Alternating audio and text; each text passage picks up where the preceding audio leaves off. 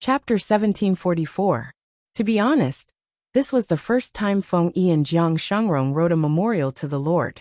They deliberated over every word and sentence, trying to use the simplest language to explain the matter clearly. For this, the two top students of the Golden Scale Academy stayed up all night. They wrote a thick stack of useless drafts, but they could not finalize it. It was not that they had obsessive-compulsive disorder of perfection, nor was it that they did not have enough knowledge. It was just that the more they wrote about it, the more difficult it was for them. However, they had to bite the bullet and write it. That was why they hesitated and wasted a lot of manuscripts. From dusk till dawn, the two of them discussed for several hours before finally finalizing the draft. I was wondering why my head was a little dizzy. It's already the second day. Sun Lan walked to the window and opened it. The golden morning light poured through the gap and shrouded them, as if they were wearing a thin layer of golden gauze. Feng Yi's eyes were used to the darkness and candlelight. Suddenly being shown by the cold but exceptionally bright morning light, his sore eyeballs could not help but protest. He subconsciously raised his hand to cover his eyes to block the morning light. Only then did he feel much better. It's getting late. I'll ask someone to prepare warm water to wash up. After washing up, he would catch up on his sleep lest he suddenly died from cultivating all night. Feng Yi slowly got up from the mat. Although he was careful, his mind was a little muddled. His feet were so soft, as if he was stepping on cotton. Before he ordered, the servant informed him that the eldest lady of the Feng family and the eldest lady of the Qiguan family had come to visit. Why is Jinghui here? Changxing was understandable, because the two families lived very close to each other. Changxing liked to visit Feng Yi to play since he was young. However, Jinghui could not understand. The relationship between the two families was not that close. She came to visit early in the morning. Thinking of this, his slow brain finally thought of someone. Feng Yi turned his gaze to Sun Lan, who was immersed in cultivating. Her reaction was even slower than his. She was still in a state of confusion. He thought that he knew the main reason why Qiguan Jinghui suddenly came to visit. Wash your face. Don't go out to meet people with an oily face and dull eyes. Even though they were so familiar with each other, the young man still did not want the woman to see his oily face and unwashed eye sores. Even if these two were handsome young men, which young man who could make a young girl yearn for love hadn't been carefully groomed? Brother Rongli, I'm here to find you. Cheerful voices drifted into the room, dispersing the originally heavy atmosphere, as if injecting vitality into the air. By the time Chang Sheng and Lu Tao arrived, Feng Yi and the others had already been served by the servants to wash their faces with warm water. When the warm and steamy towels touched their faces, they quivered, and their muddled minds became slightly clearer. She carefully brushed her teeth twice with dental powder, rinsed her mouth with warm water, combed her long hair again, and put on the accessories on her waist. Not long after, there were two fresh and refreshing young men. Why are you here so early? Feng Yi only came out to meet him after she was done tidying up. Have you had breakfast? Changxing said, not yet. Feng Yi took the opportunity to say, then let's have breakfast together before we talk about anything else.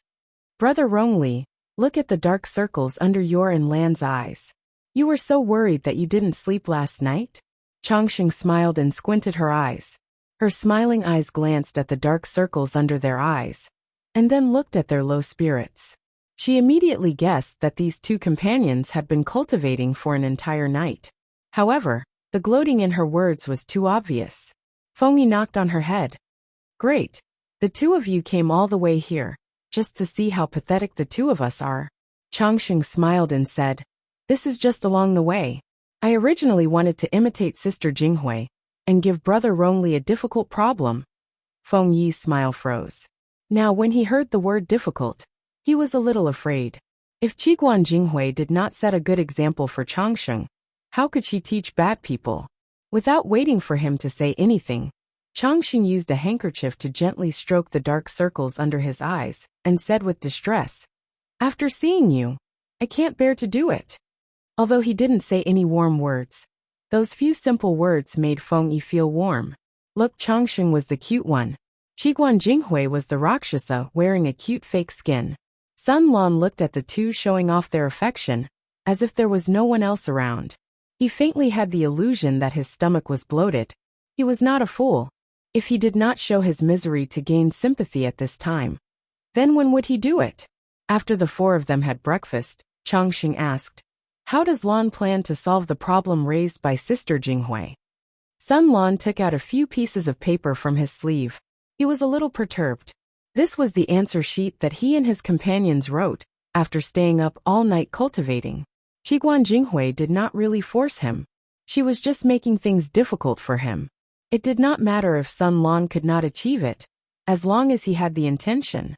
Seeing that Sun Lan really took out the answer sheet, she was a little curious, and wanted to take a look. She did not know how many points the two scholars in front of her could produce, after a night of painstaking effort. Changxing also came over to take a look. The two were originally smiling, but the more they read, the more serious their gazes became. At the end, Changxing said, "No." Jinghui folded the few pieces of paper neatly and said, "I don't agree either. The Golden Scale Academy taught everything. The teachers paid more attention to the combination of teaching materials and practical matters. The higher the grade, the closer the content was to the real situation." Jinghui and Changxing were not in the same grade, but their grades were among the best in the Golden Scale Academy. They were taught by the great scholars in school, and at home, they had their families to give them special attention. It was understandable that they were not excellent. Changxing was born in the Feng family. Her grandfather, Feng Ren, was one of the big shots in the Golden Scale Academy. It was too easy for her to give them special attention. Qiguan Jinghui's grandfather was the great scholar in Hejian Wei Yuan. Old Master Wei Yuan also moved here to retire, and he could teach his granddaughter at the same time. Even though the two had not really finished their apprenticeship, their political sense was not inferior to Fengyi's. Because of their family background, they were even more sensitive. After reading the contents of the booklet, they knew what made Fengyi and the others stay up all night. The more they read, the more frightened they were, so they immediately rejected it. "Do you know what will happen to you if the contents of the booklet are leaked?" Changxing showed a rare solemn expression. "This booklet involves the interests of too many people. Those whose interests are at stake can't touch Duke Lanting, but it's easy for them to touch you." It was not as simple as having two heads of household. There were also suggestions for tax changes. When it comes to taxes, once it's started, it can't be stopped. Just by looking at the first few suggestions for changes, Changxing knew that if this thing was leaked, it would bring disaster to Sun Lan and the others. Even if they had the protection of their elders, as long as there was such a stain, their future career would be in jeopardy. Jinghui also regretted it. If she had known that Sun Lan would have this idea, she would not have used this to make things difficult for them. It would have been better to use a gentle method to have a good conversation. She knew Sun Lan's temperament, so Qiguan Jinghui was not worried that she would waste her life in the backyard like other women.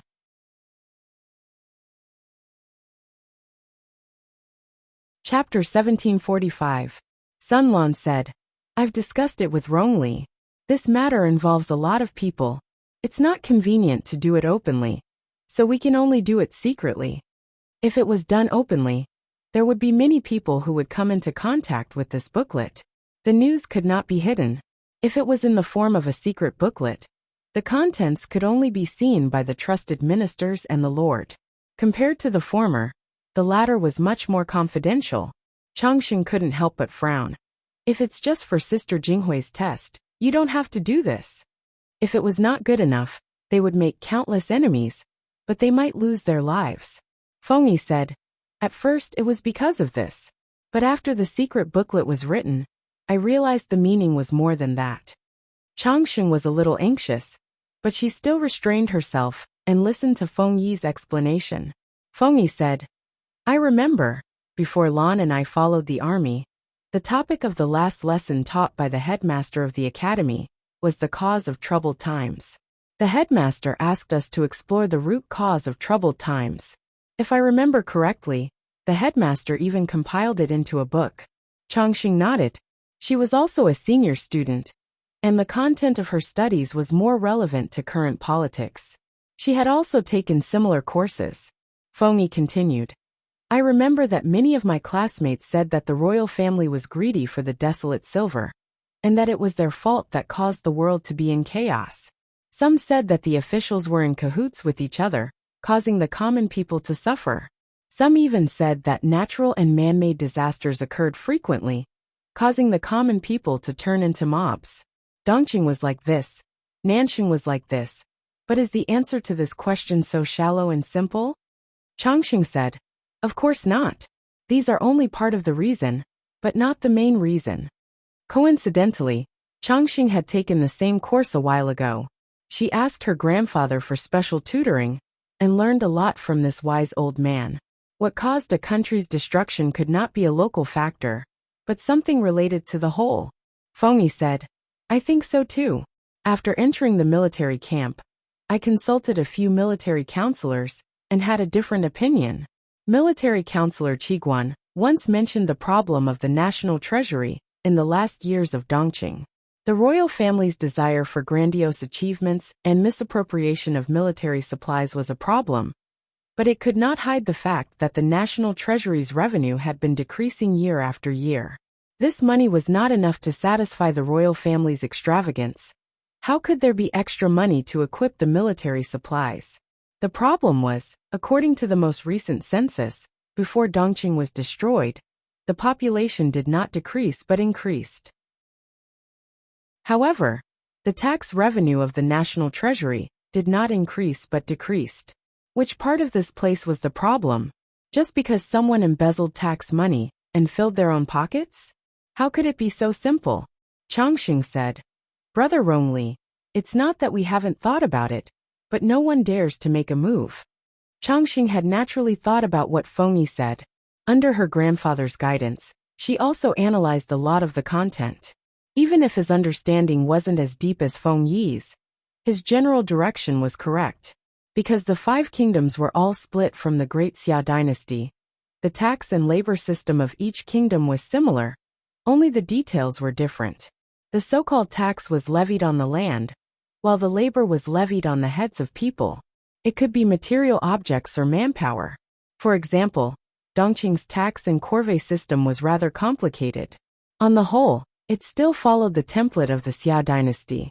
Not only were there many programs for young adults to serve, but they were also very strict. If they didn't want to serve, they had to pay a certain amount of money in rations according to the number of people. Even if they didn't want to serve, they still had to pay a certain amount of tax. There weren't that many types of taxes, but it was still very deceptive. The land tax was based on a certain percentage of the average output of the occupied land. What did it mean to occupy land? The average area of the land occupied by a family. For example, Father Ma had 1 billion yuan, and Poore had 0 yuan. The average savings of the two were 500 million yuan.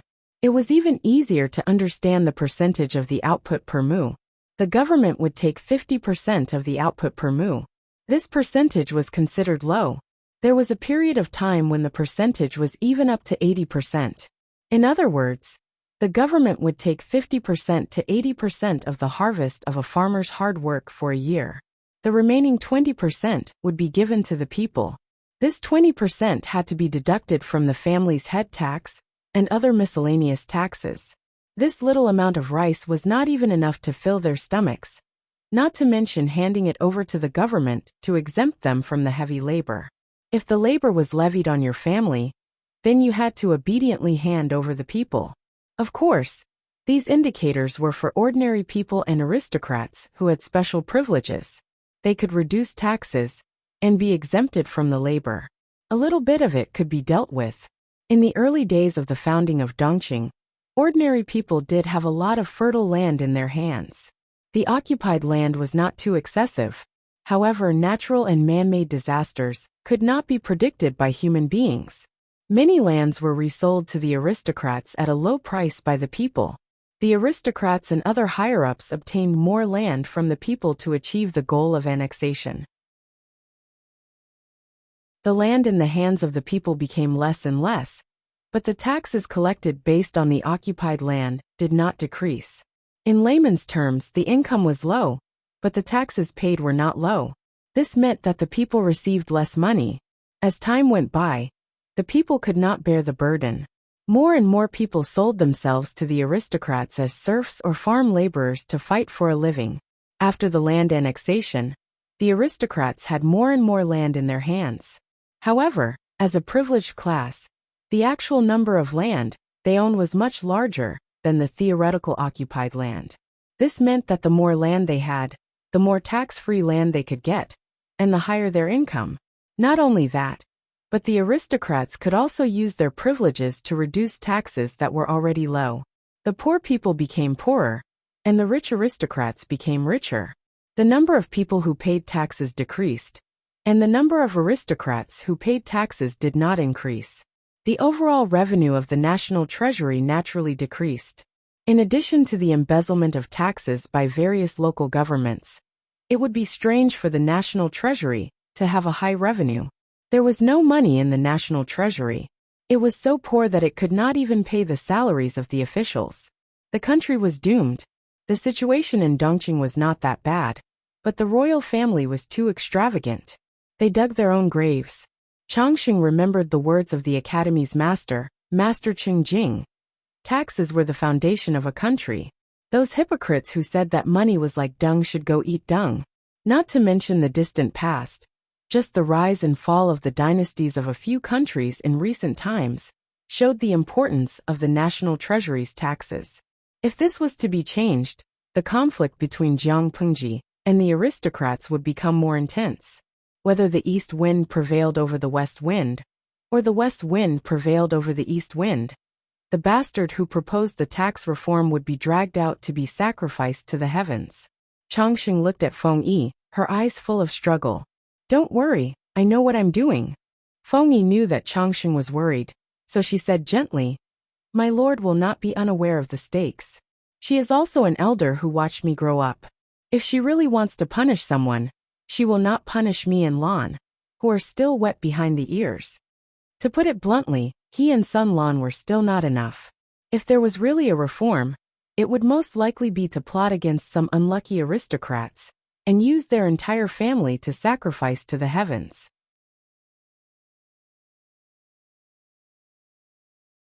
Chapter 1746.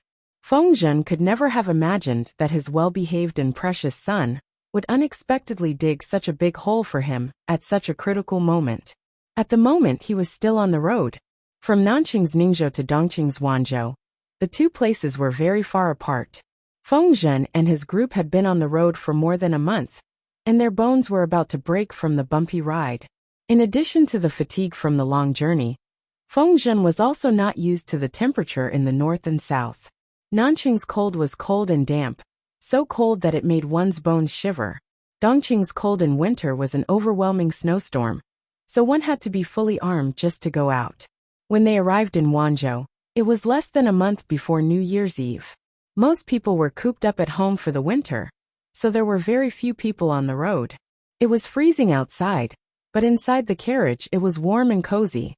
Inside the carriage, the two scholars, Feng Zhen and Qian Su, were fully armed. They wore brocade hats and marten coats, and carried warm hand warmers in their arms. Qian Su was a southerner who grew up in a warm and watery place. When had he ever seen such heavy snow in the north? At first he was a little excited, but after a while, the novelty faded, leaving only worry for the people in his heart. The snow is so thick. I don't know how the people will survive this winter. Although it was said that snow meant a good harvest, if the snow was too heavy, it would be a snow disaster. The quality of the people's houses was not good, so every winter, countless houses would collapse under the weight of the snow. Without shelter from the wind and rain, how would they survive such a cold winter? Qian Su's brows were dyed with worry. On the other hand, Feng Zhen was in a good mood the whole way, even having the mood to warm up his wine and drink until his cheeks were flushed. In the end, he couldn't stand it anymore, so he explained a little and comforted Qian Su. "Didn't you notice that along the way, we didn't see a single corpse on the road? They didn't even see many living people, let alone corpses frozen to death outside." The snow on the official road, however, was swept clean. Feng Zhen flattered his lord and said with a smile, "My lord is lenient and treats the people very well. How could you let them not survive winter? This year's snow wasn't too heavy, and the people already have a plan to deal with it. Even if the houses that the commoners live in are crushed by the snow, the government will arrange for them to take refuge. They will only return after the houses are repaired. They won't let anything happen to them. Feng Zhen smiled and said, "You'll know once you enter the city." Actually, even without entering the city, Qiansu knew that her worries were unnecessary. After entering Wanzhou, Qiansu discovered a very strange phenomenon. There were always villages near the official roads, and the houses in these villages were all neat and tidy, as if they were twins from a mother's womb. One had to know that the houses in the villages of the commoners were built in all sorts of styles. Not only were they ugly and of poor quality, but their locations were also messy. However, these villages were different. They were neat and tidy, and it was comfortable to look at them. Not only that, but he also saw people climbing up to the roofs to clear the snow. The distance was a little far, so he couldn't see the appearance of the commoners clearly. However, he could see that they were wearing thick clothing that was enough to ward off the cold. Feng Zhen explained to him. The villages near the official roads were all built by the government after they recruited refugees. Most of the commoners are refugees, and some of them are people from deep in the mountains. The government made the decision to move them down from the mountains.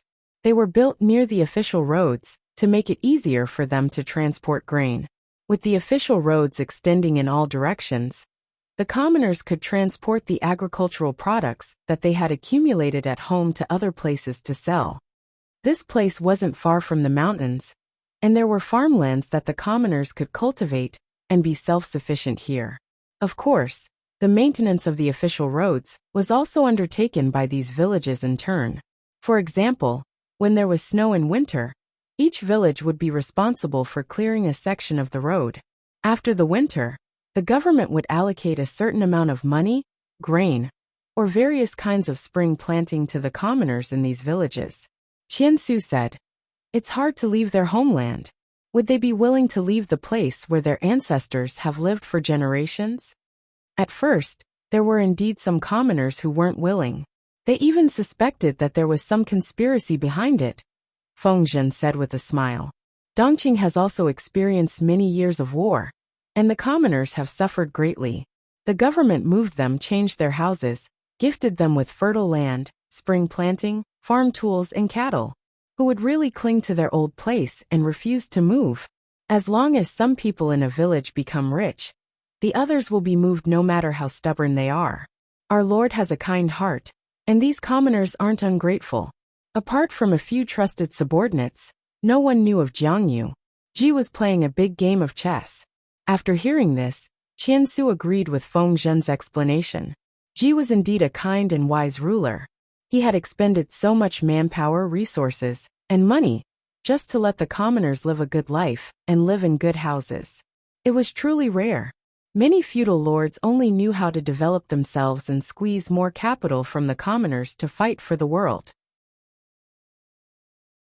It was rare to see a feudal lord who was willing to sacrifice his own interests to benefit the commoners. The more Qiansu understood Ji, the more she felt ashamed of her past self. Prejudice was really unbearable. After hearing Qiansu's words, Feng Zhen smiled but didn't say anything. Jiangyu? It was true that Ji was benefiting the commoners, but this construction plan wasn't just for the commoners. Because of the chaotic times, many commoners couldn't register for household registration at birth. They were considered unregistered residents, and without a household registration, there was no way to conduct a census. Without accurate population statistics, how would tax laws be enforced in the future? Moving the commoners to a fixed village, counting the population, and arranging household registration was not only for the benefit of the commoners, but also for unified management of the commoners and to ensure social security. These houses weren't given away.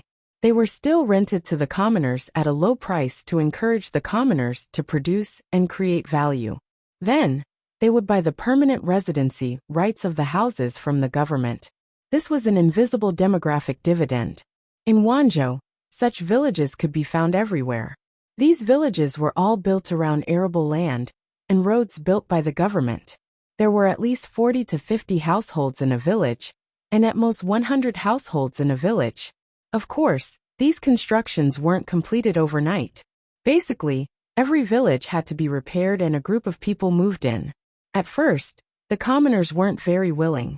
Later, they all stretched their necks and hoped that it would be their turn. The wheels of the cart continued to roll forward. Before long, they saw the tall and majestic elephant Sunday. It wasn't very fitting to say that it was a county. The permanent population here was even greater than that of the largest state capital, and the city was constantly expanding. Of course, these expansions had their own rules and regulations. After entering the city and seeing the neat and tidy houses in the city, Qiansu once again fell silent. If he knew that there was a word in this world called obsessive-compulsive disorder, he would probably understand how he felt. Whether it was village construction or city construction, was the person in charge's obsessive-compulsive disorder at an incurable late stage. The houses had to be neat and uniform, and the decorations on the eaves had to be exactly the same. There couldn't be a single difference in the architectural specifications. Even the green bricks on the ground had to follow a certain pattern. Because Jiang Ji had recommended the method of making green bricks at the Huangshui conference, many of the feudal vassals had gone back and started to work on it. However, they had ended up in a mess, and the green bricks weren't very beautiful and neat. But Elephant Sun was different.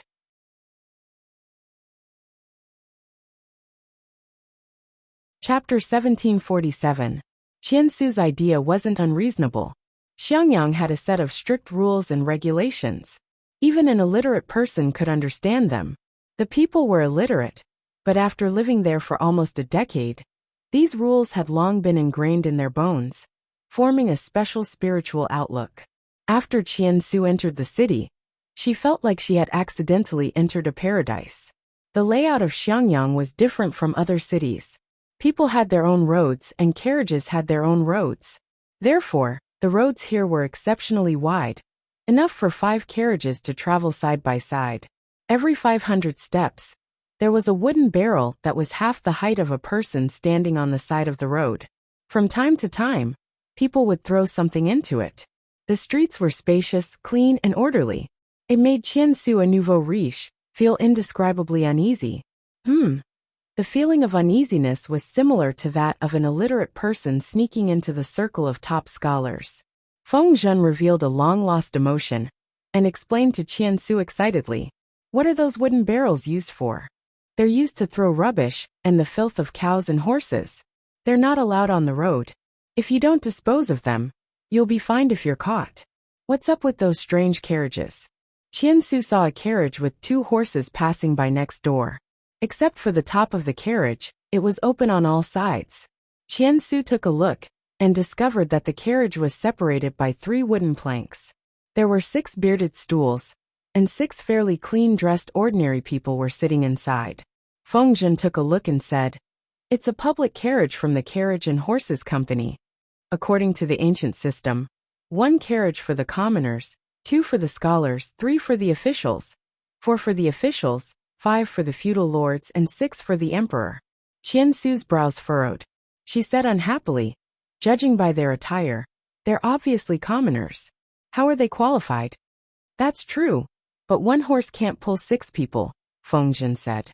At first, there were indeed scholars who objected, but with the Lord's personality, she's always amenable to coaxing but not coercion. The Carriage and Horses Company is also beneficial to the people. What's wrong with 2 horses? Xiangyang was getting bigger and bigger. There were more and more people living here. The north, south, east, and west were separated by a long distance. In order to accommodate the old war horses, Jiang Pingji set up a Carriage and Horses Company. She let the horses pull the carriages. The drivers were all retired soldiers. Transportation was convenient, and the people didn't have to walk. One only needed to pay a certain fee to get on the bus. Ordinary families could afford it. Because 2 horses pulling a chariot was a privilege that only scholars had, ordinary civilian organizations did not dare to follow the trend of setting up chariots and horses, for fear of being accused of overstepping their authority. Therefore, chariots and horses had always been an official organization. In order to make it easier to manage, he also made a license plate mark. Due to the high cost, horse-drawn carriages and ox carts were not as popular as private cars in the later generations. So the traffic had always been smooth. Commoners could wait for a bus at a fixed stop. If there was an empty bus, they could get on. The funny thing was that the people who had objected to it at first were happy to use the public carriages later on. It couldn't be helped. Not everyone had the money to keep a horse carriage or an ox cart. Most of the time, they had to rely on their feet. Since there was such a convenient means of transportation that even the commoners could use, why couldn't they? Qiansu watched with relish. She was shocked at first, but then she calmed down. However, she didn't close her mouth halfway through. "We're here." Feng Zhen got out of the carriage and secretly massaged his old waist. Then, as if nothing had happened, he walked over to the other carriage. "Madams, you can come down with the little Langjun and the little wife." The curtains of the carriage were lifted. Yan Shuxian and Yang Ruijia stepped down from the carriage with the help of their maids. They were holding their babies tightly wrapped in their arms. Feng Zhen had applied to Jiang Pingji for a transfer to Wanzhou. It was official business, but in fact he was slacking off. Jiang Pingji couldn't bear to see him so happy. So she assigned him the task of escorting Yang Tao and Yin Lin's wife. Yang Tao and Yin Lin both had families, but the conditions in Nanxing were harsh and unsuitable for their wives and children. Jiang Pingji suggested that their wives and children move to Wanzhou to settle down. Jiang Pingji was purely concerned about her subordinates, but in the ears of Yang Tao and Yin Lin, it sounded like a threat. Was she suggesting that they hand over the hostages? Regardless of whether she meant it or not, Yang Tao and Yin Lin could only agree. This trivial matter was thrown to Feng Zhen. Qiansu volunteered to help. Although it was said that she was sharing Feng Zhen's worries, she was actually secretly protecting the two madams and their children to prevent possible harm. As intelligent as Jiang Pingji was, she naturally understood the deeper meaning behind these people's actions. She didn't explain, and let them fill in the blanks. This was a comedy where everyone was diligently scheming against each other. But only the Lord was fishing in troubled waters. "We'll be living here from now on. Where will Ruijia live?" Yan Shuxian had been a little uneasy these days. When she saw the residence she would be living in from now on, she was a little uncertain. "Isn't this treatment a little too good? General Yang and military advisor Yan have a close relationship. My lord wants to arrange for them to live closer together. I checked the houses that are still empty. This is the only one that's better. The location is quiet, but it's not far from the bustling city. This is General Yang's residence, and the one opposite is military advisor Yan's." As a building maniac, his lord had built hundreds of residences in one go as soon as she entered Xiangyang district. A small number of residences were left behind. Some were given to the initial team as rewards, and the rest were sold at a high price to the gentry or local tycoons who had moved in. His lord, a black-hearted merchant, paired up with Wei Ci, the leader of the navy. The residences there were extremely expensive. In the past 2 years, they had earned a lot just by selling the residences. For example, Feng Zhen's residence, which he had bought for only 3 copper coins, had now increased in value countless times over. If Yang Tao and the rest knew that his lord had gifted them such a residence, they would be even more loyal. "Thank you, Master Lanting." Yan Shuxian secretly heaved a sigh of relief. She bowed toward the south and nodded to Feng Zhen to express her thanks. Feng Zhen smiled and said, "It's New Year's Eve Lantern Festival in a while. If the two madams are free, you can bring your maidservants out to play and relax." In reality, Xiangyang district was very lively for a month before New Year's Eve. Various merchants' warm-up activities were similar to those of profiteers in later generations. These scenes could only be seen in Xiangyang district. For outsiders like Yan Shuxian, it was rather rare. Feng Zhen only returned home after settling them down. Little did he know that his son's rebellious youth had arrived. The scene was rather peculiar. Thinking about how he bragged about his son in front of his colleagues, and how good he was at educating his son, he couldn't help but hammer himself to death. "Silly boy, you've tricked your father to death." Feng Yi's secret letter successfully reached its destination and landed in Jiang Pingji's hands. The reason why it was a secret letter was that its confidentiality was the most important. The number of people who were qualified to read the contents of the letter was definitely less than 3. Feng Yi and the other naughty boys were quite lucky. The secret letter landed directly in Jiang Pingji's hands.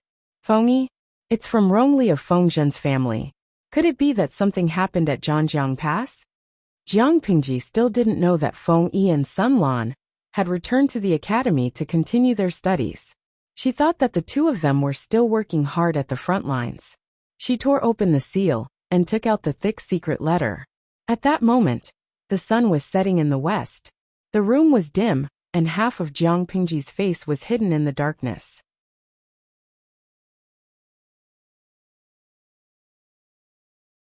Chapter 1748. Madam Bad News. Master suddenly said that he wants to punish her. When the old housekeeper hurried over to ask Wan Xiao'er for help, Wan Xiao'er was in the middle of her skin treatment. Punish her? Hearing this, Wan Xiao'er frowned slightly. Was there such a thing in the house? No, the point was why and who was being punished. Wan Xiao'er hurriedly got up from the mat and followed the housekeeper to save her, without makeup. Why did Master suddenly want to punish her? Who did something wrong? What did he do wrong? Although she asked, she was smart and had a rough guess in her heart. There were only 3 proper masters in Feng Zhen's residence. Feng Zhen wouldn't ask for the family law to punish him, so the only one left was Feng Yi.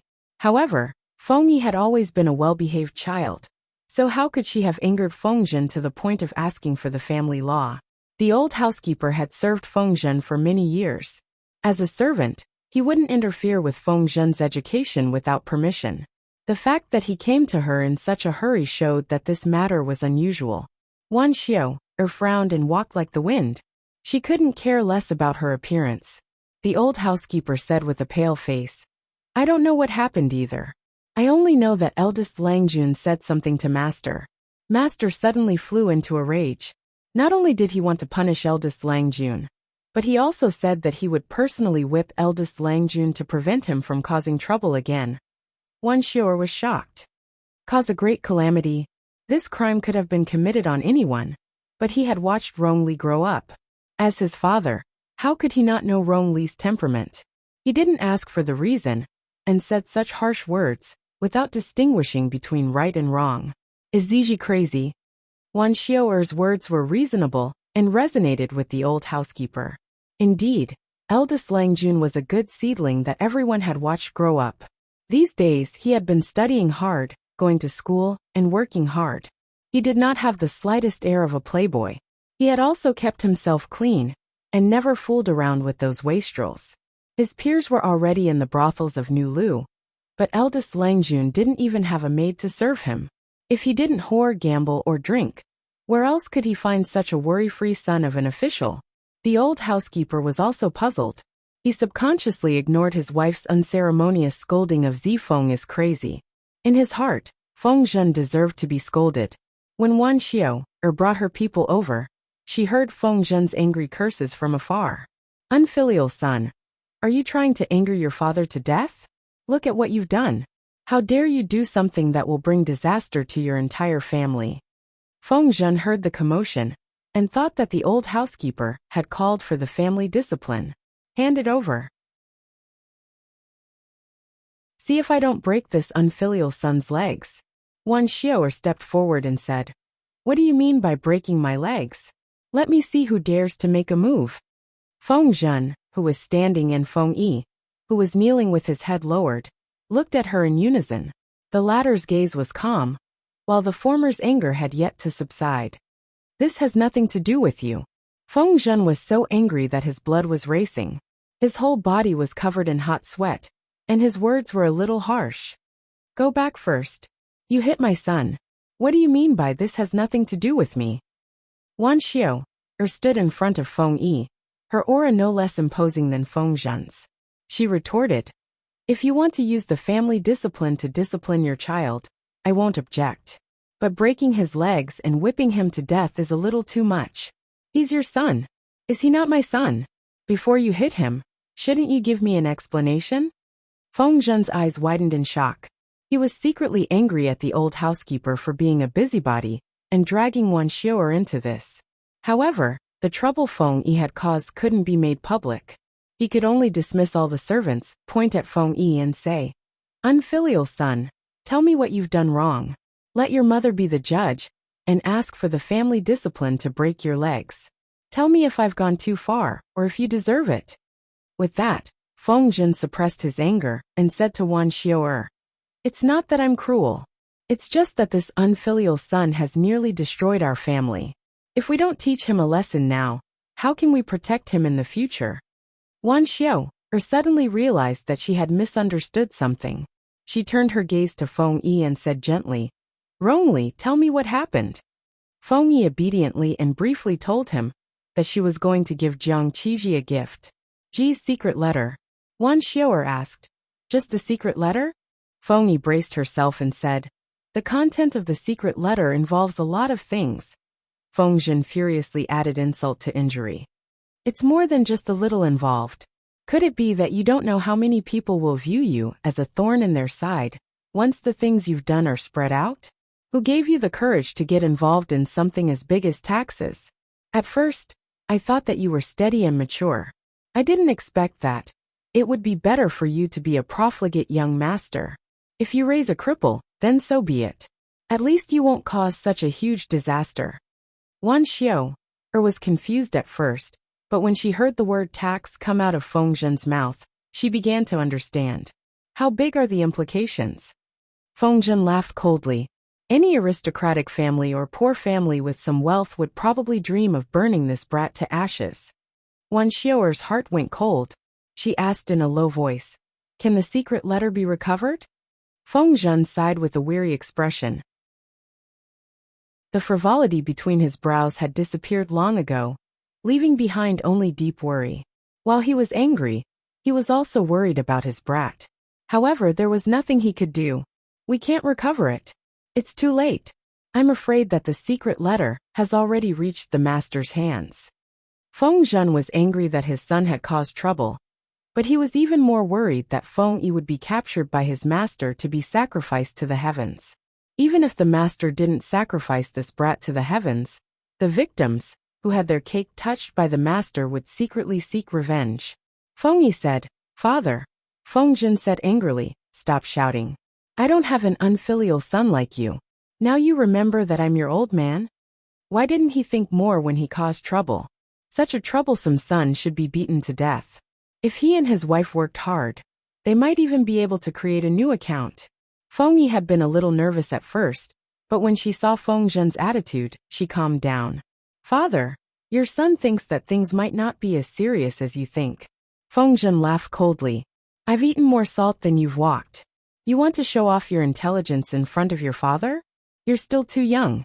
Feng Yi said, "Your son just feels that the master is different from the previous wise and virtuous rulers. Even if you flatter her now, she won't hear it, and she won't let you off. The master is indeed different, but she is also." At this point, Feng Zhen felt a headache coming on and raised his hand to rub his forehead. Sentimental and nostalgic feudal vassals couldn't go far.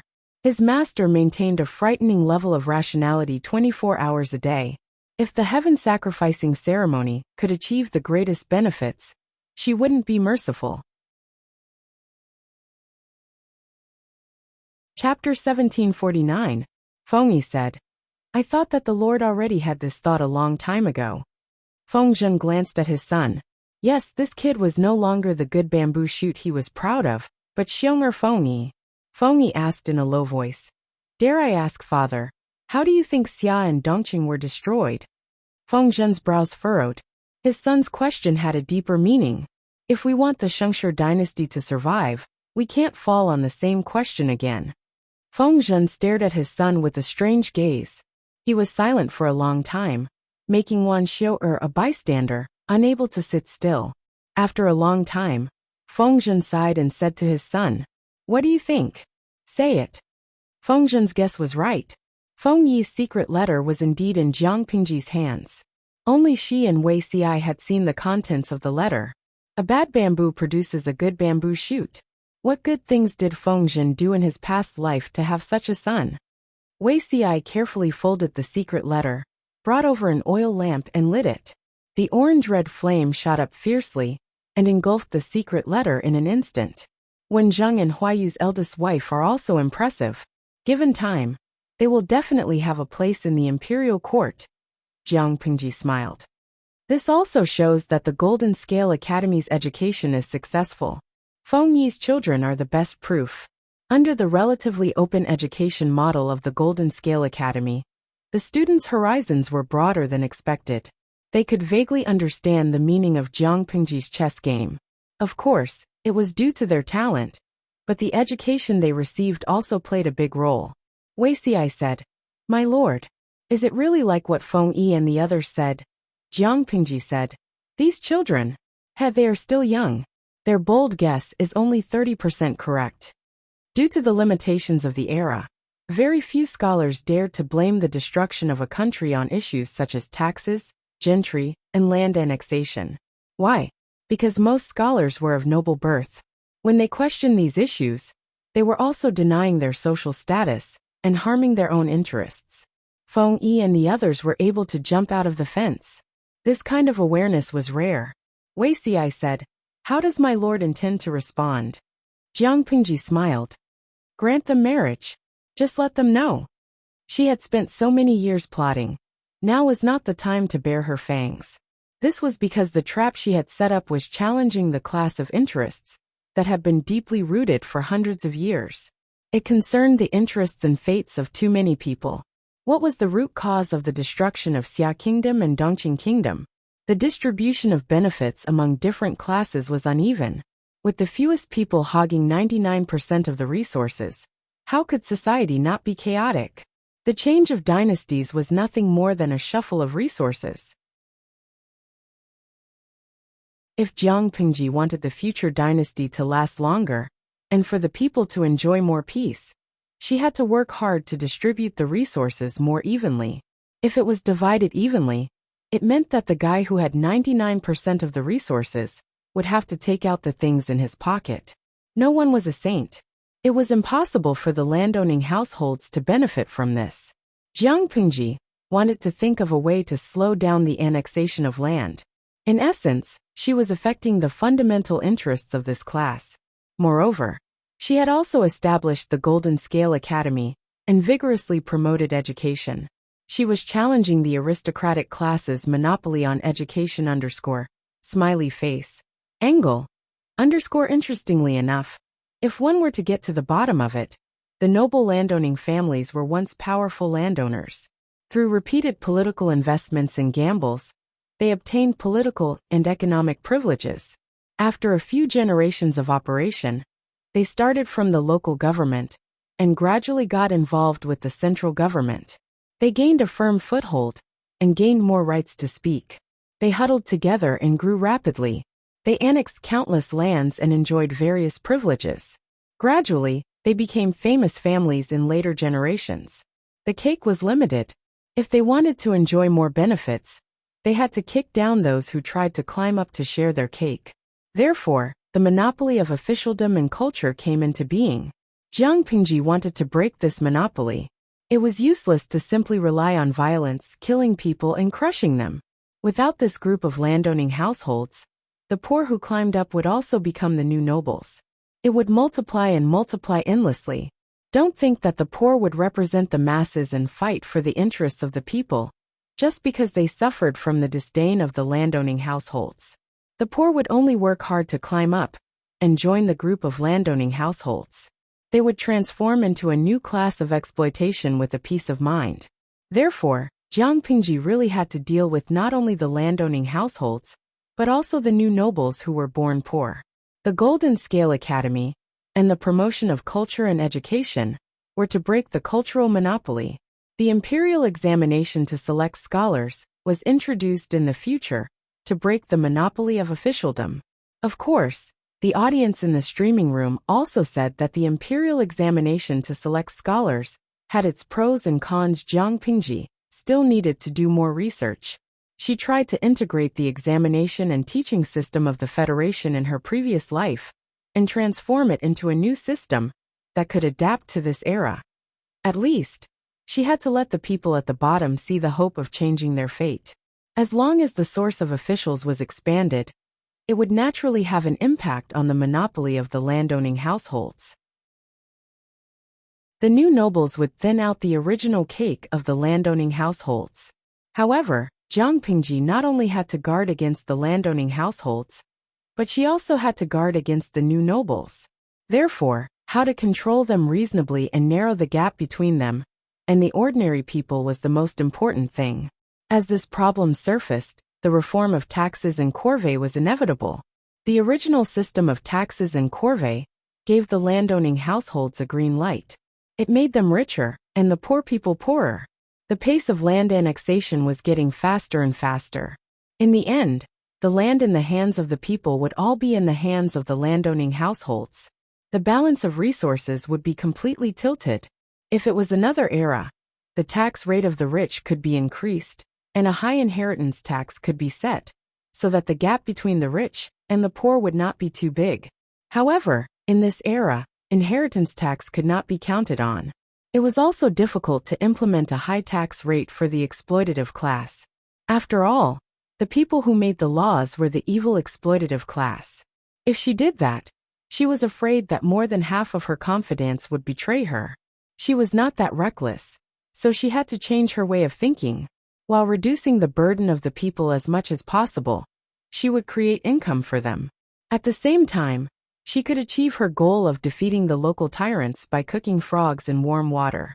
The existing system of taxes and corvée was definitely not feasible. It was one of the accomplices of land annexation. Compared to the landowning households and commoners, the ordinary people were the weak. It was difficult for them to keep the land in their hands. Jiang Pingji made a clean cut. She made all the land belong to the state, and used this to curb land annexation. Rather than saying it belonged to the state, it was better to say that it belonged to the royal family. This required a firm fist. So far, Jiang Pingji had done a good job in this aspect. She plundered wherever she went. On this basis, the miscellaneous tax items related to the land tax would be merged into the land tax. This would reduce the workload of the government in collecting taxes, and reduce the complicated links. This would also reduce the risk of tax evasion. The people would rent land of varying sizes from the government, according to the number of people in their families. The land tax would be based on the people's annual harvest. The more they farmed, the more they harvested, the more taxes they paid. If this decision were to spread, the landowning households and commoners would collectively explode. Jiang Pingji thought about it, and wrote a letter to Feng Zhen. Chapter 1750. Jiang. It would take at least a month for Ji's secret letter to be sent to Wanzhou. By the time the letter arrived, it would be the first month of the new year. Feng Zhen was worried about his naughty son, but it was rare for the family to be together for the new year. He couldn't keep his son locked up. Under Wan Xiuer's persuasion, Feng Zhen finally let go of Feng Yi, who had been locked up for 2 days. But he was a petty person. No matter how he thought about it, he was unhappy. His naughty son had made such a big mistake, but he couldn't scold or hit him. It was so frustrating. In the end, Feng Zhen went to the academy's teacher as a parent. He hoped that the teacher in charge of teaching would give Feng Yi more homework. It would be best if he could drown in a sea of questions. Feng Yi was only locked up for 2 days. To outsiders, it was said that he had caught a cold. His character and style were too good, so outsiders didn't think much of it. On the other hand, Chongqing's few insiders were on tenterhooks for 2 days. They saw with their own eyes that Feng Yi's mental state was normal, and he was as elegant as usual. They heaved a sigh of relief. Little did they know that a major event that would affect their future was happening. Speaking of which, the students of the highest grade in Jinlin Academy were mostly between 17 and 20 years old. They had been studying in Jinlin Academy for a long time. The students who had been studying for the longest time, such as Feng Yi's batch, had been studying for almost 12 years. The shortest ones had been studying for at least 10 years.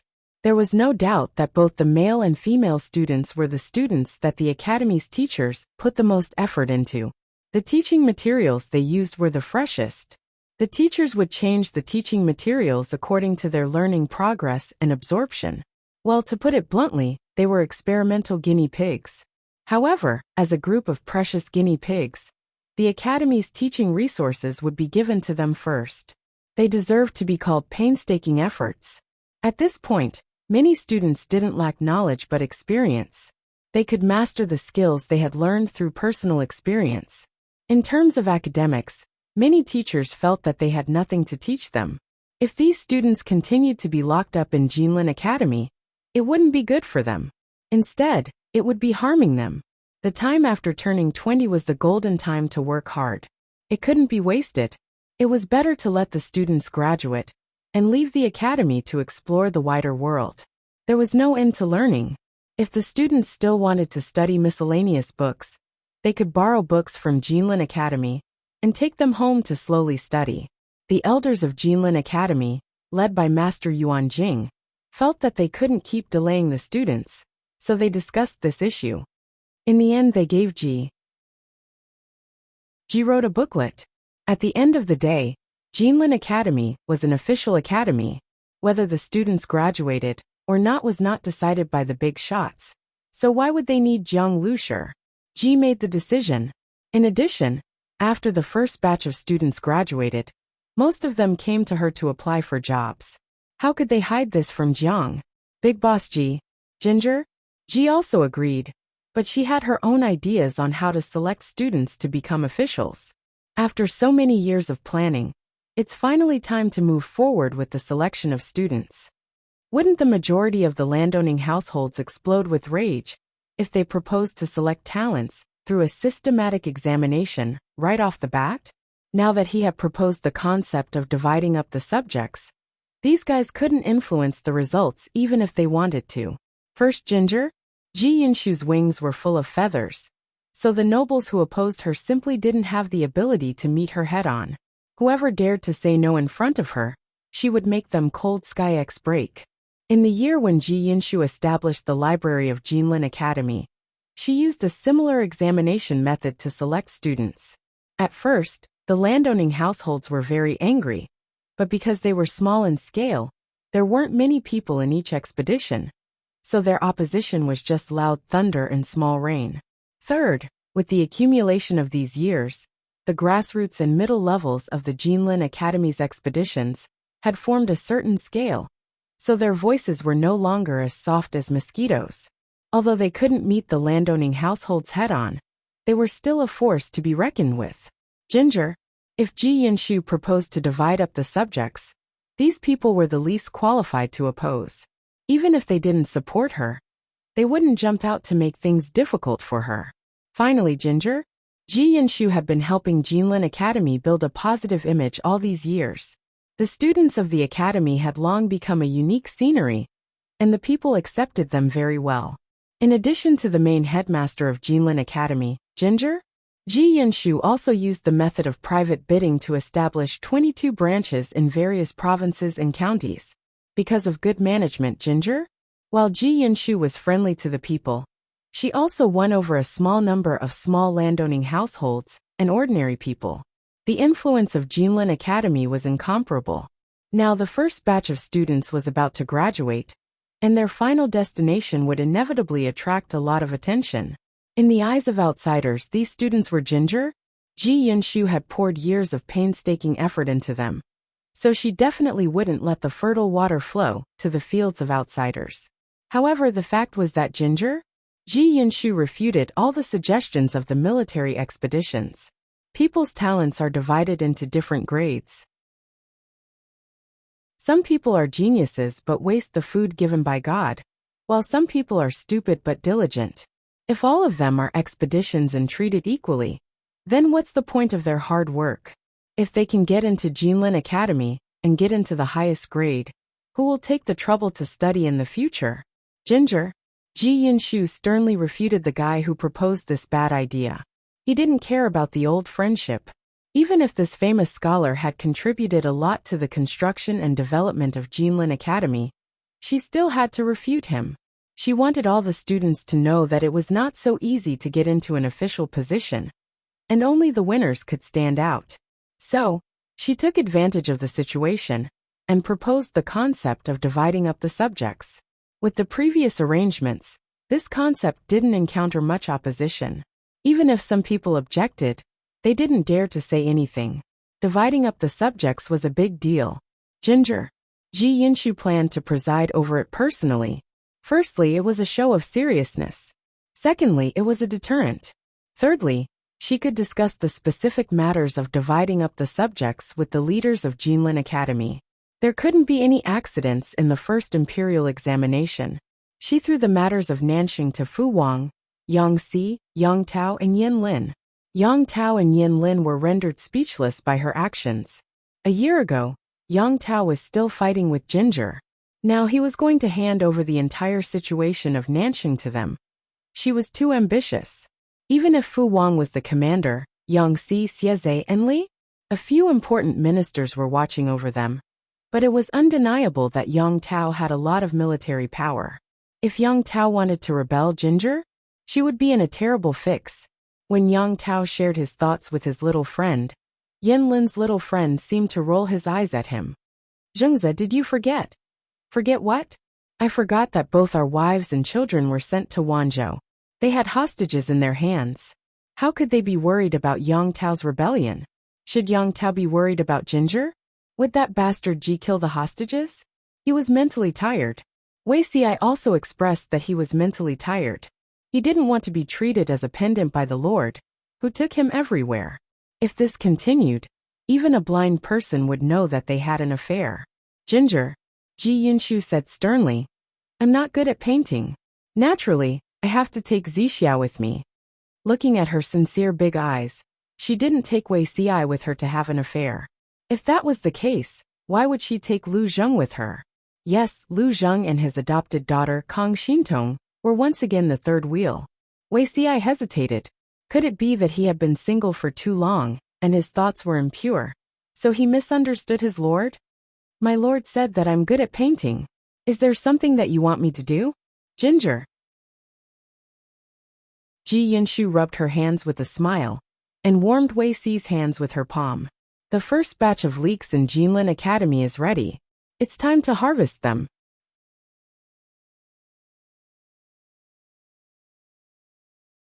Chapter 1751. Jiang Pingji continued. Previously, Master Yuanjing wrote to me and asked for my opinion. He said that the highest-ranking students of the Golden Scale Academy have reached the age of graduation. If they continue to stay in the academy, they will only be wasting their best years. They might even become useless. It's better to let them graduate and go out to explore the world. I think it makes sense. However, graduation is a big event. We have to make it look good. I want to design clothes that are exclusive to the graduating students. The clothes and accessories must have a certain meaning to deepen the student's sense of identity and belonging to the Golden Scale Academy. Apart from that, I also want to make a graduation certificate as proof that they have graduated from the academy. Wei Xi was used to his lord's occasional ideas. He had made graduation clothes and certificates in his previous life. Wei Xi was not surprised at all. However, Wei Xi said, this matter has a heavy meaning.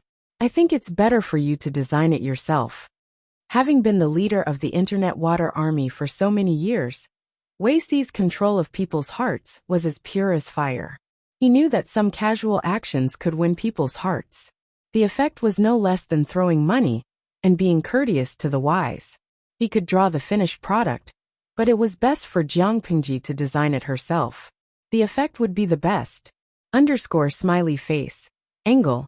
Anyway. The students of the Golden Scale Academy had been wearing the school uniform designed by his lord for more than 10 years. The graduation clothes would also be designed by his lord. There was a beginning and an end. Wei Xi knew his lord's aesthetic standards. She would definitely make the students handsome, beautiful, and immortal. Zixiao is right. I can design it too. Jiang Pingji thought of the clothes she had seen before and shook her head secretly. They were too ugly. Even if they were designed by the big shots, Jiang Pingji could touch her conscience and say that ugliness was an original sin. She hoped that this batch of students would be handsome, beautiful, and immortal in the annals of history. She wanted future generations to see how good her aesthetic standards were.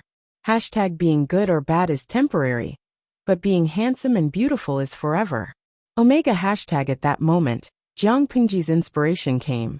The men's graduation clothes were mainly robes with a round collar. They did not choose the current popular style, because the round collar with narrow sleeves would save more fabric. The female's graduation uniform was based on a high-waisted skirt. The sleeves were also chosen to be narrow, and there was an extra top on top. The tip of the skirt was painted with the patterns of mountains, rivers, cranes, and pines and bamboos. The Golden Scale Academy's iconic cloud patterns would definitely not be lacking. Of course, Jiang Pingji also added green willow patterns on the cuffs to symbolize the Liu family. But in the center of the vest, there was a cartoonish round face of an iron-eating beast. Wait!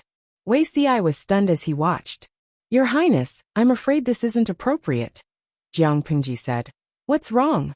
In the future, this iron-eating beast's face will become a new clan tattoo. To allow the students of the Golden Scale Academy to use the clan emblem that only the royal family could use. How glorious was that for the scholars of this era? This would establish the unique position of the Golden Scale Academy, and at the same time, tie it firmly to the royal family. Jiang Pingji never suffered any losses. She was scheming, and her tricks were hard to guard against. Wei Xi was speechless. It was one thing to use this iron-eating beast's face as the emblem of the royal family in his previous life. But he was doing it again in this life? The iron-eating beast is a symbol of power. After all, it's a ferocious beast that followed Qiyu in his expeditions. Jiang Pingji's words were pure lies. She took a fancy to the iron-eating beast only because it looked too cute. Wei Xi hesitated and said, Then your Highness, if you tattoo it on the clothes of the students. Someone spouted nonsense righteously and sternly. It means that the scholars who graduate will be loyal to the emperor and the country.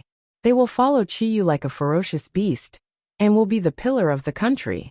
In addition, on this day, they are allowed to wear clothes with the royal family emblem, which further symbolizes that they are the disciples of the emperor. Wei Xi was speechless. I almost believed your words. He realized that even though he had been reborn, his ability to lie through his teeth was still inferior to his lord's.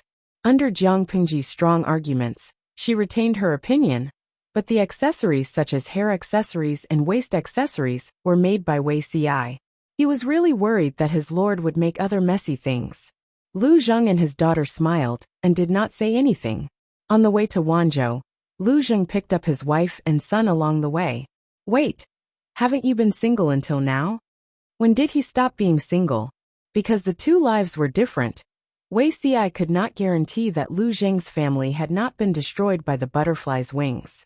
These days, Lu Zheng had been alone, and there was no mistress in the manor. Wei Xi thought that Lu Zheng was still a single middle-aged man. Lu Zheng said coldly, Getting married and having children is an important matter related to the continuation of the family line. Apart from you, who else in the world is still single at this age? Wei Xi was speechless. He took an arrow to the knee_smiley face. Angle, Lu Zheng quickly added insult to injury and sneered. Oh, my lord too. She did not give him a single young lord. There was no young lord at all. It was better to bury this couple. Jiang Pingji, who had been urged to get married all these years, continued to be indifferent. Wei Xi also pretended to be deaf and mute.